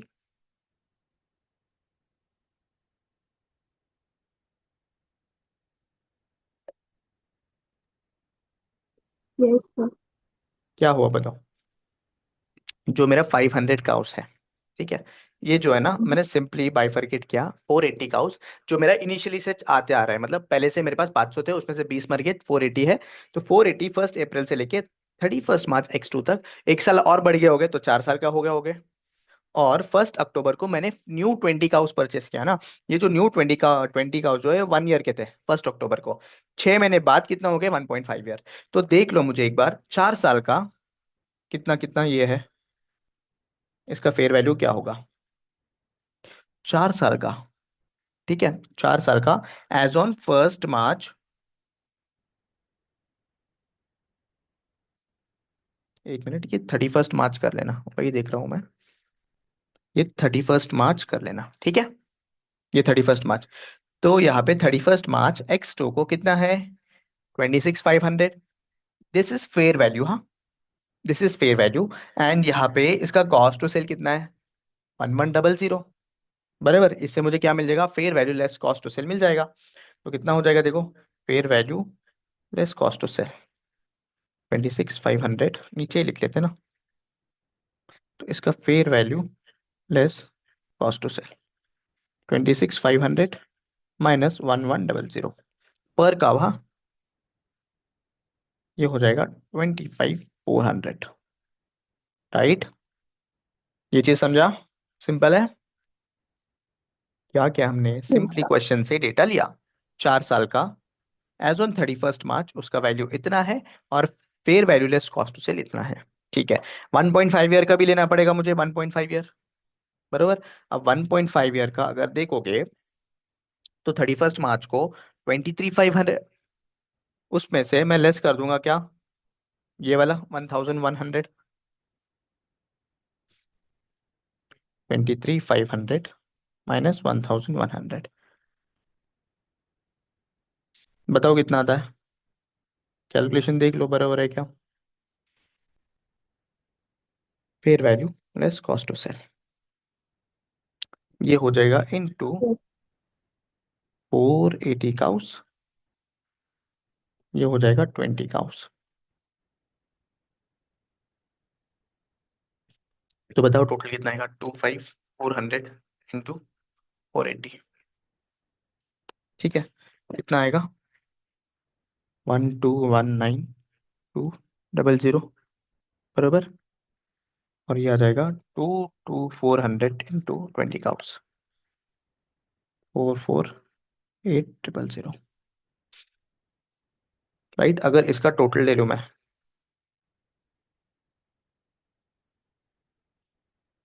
तो 16,126, इन दोनों का टोटल ले लूँ तो 1264,000 आएगा। सर इसका बाइफरकेशन कैसा करेंगे, हम देखेंगे ना, इनिशियली हमने कितना रिकग्नाइज किया था, कितना हमने रिकग्नाइज किया था वो देख लेंगे। ये टोटल वाइज किया ना हमने। एक काम करो, यहाँ तक समझ में आया? यहाँ तक कोई यस डाउट? सर। बस 1 मिनट के लिए मैं ये बुझा रहा हूँ, यानी इरेज कर रहा हूँ। 20 काउस और ये ठीक है। बस मुझे ये कंप्यूट कर लो कि जो 3 साल का जो था ना, 1 ईयर बिफोर, 3 साल का, मेरा जो 480 काउस थे वो 3 साल पहले कितने थे? 480 काउस, राइट? उसका वैल्यू देख लो ऑन 1 अप्रैल X1। स्क्रीन दिख रहा है? Yes sir. इस क्वेश्चन में हूं मैं, क्यों नहीं दिख रहा है? क्वेश्चन में दिख रहा हम्म, 1 मिनट, इसी वे में करते हैं हम। चलो, क्या किया हमने? ईयर एंड का जो है ना fair value less cost to sell age on 31 March X2 compute कर लिया, right? Fair value less cost to sell initially recognized वो देख लेते हैं, या फिर इनिशियल रिकग्नाइज नहीं, एज ऑन 1 अप्रैल एक्स, जो भी X1 है वो देख लेते हैं। तो देखो, तो यहाँ पे एज ऑन 1 अप्रैल X1, फिर से अटक गया ना। चलो, ट्राई करते हैं फिर से।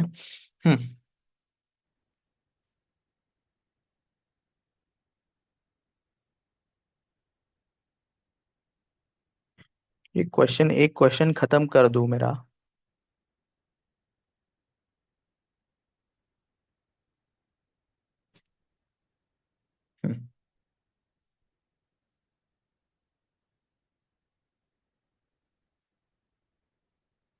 हम्म, चलो, क्वेश्चन में आया क्या अभी? स्क्रीन।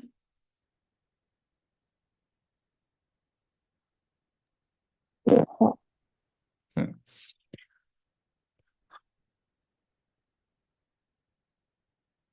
क्या था? ऑन 1 अप्रैल X1, 3 साल का था ना मेरा, राइट? 3 साल का काउस थे, तो 3 साल का काउस के जो वैल्यू है वो देख लो, 27,000। लेस कर दूंगा कॉस्ट टू सेल, तो fair value less cost to sell 3 साल के टाइम पे वो आ जाएगा, तो वो आ जाएगा 26,000, राइट?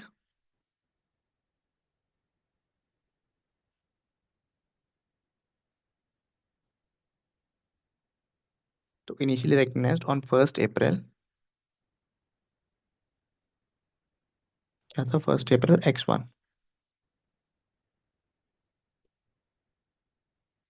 26,000, 27,000 आई गेस, 27,000 माइनस 1,000, तो कितना आएगा? 26,000, राइट? इन दोनों का डिफरेंस निकाल लो, कितना आता है? ये क्या आएगा? लॉस आएगा, गेन नहीं आएगा। क्यों?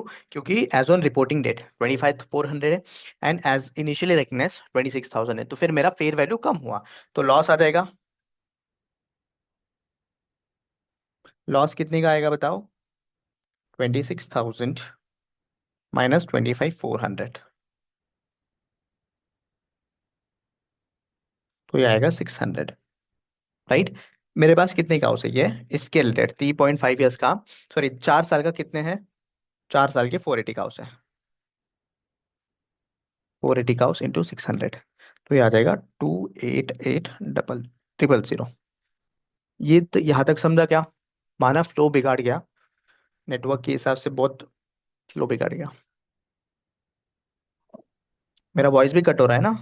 समझा सर। हाँ हाँ, ब्रेक हो रहा है। ठीक है, चलो, ऐसा करो तो समझ में नहीं आएगा। ये जो लास्ट पार्ट है, मैं फिर से एक बार क्वेश्चन एक्सप्लेन कर देता हूँ नेक्स्ट सेशन में, और लास्ट पार्ट में कर लेते हैं, ठीक है? क्योंकि बहुत ज़्यादा फ्लक्चुएशन हो रहा है, या फिर अभी कर लेते हैं, कैसा है?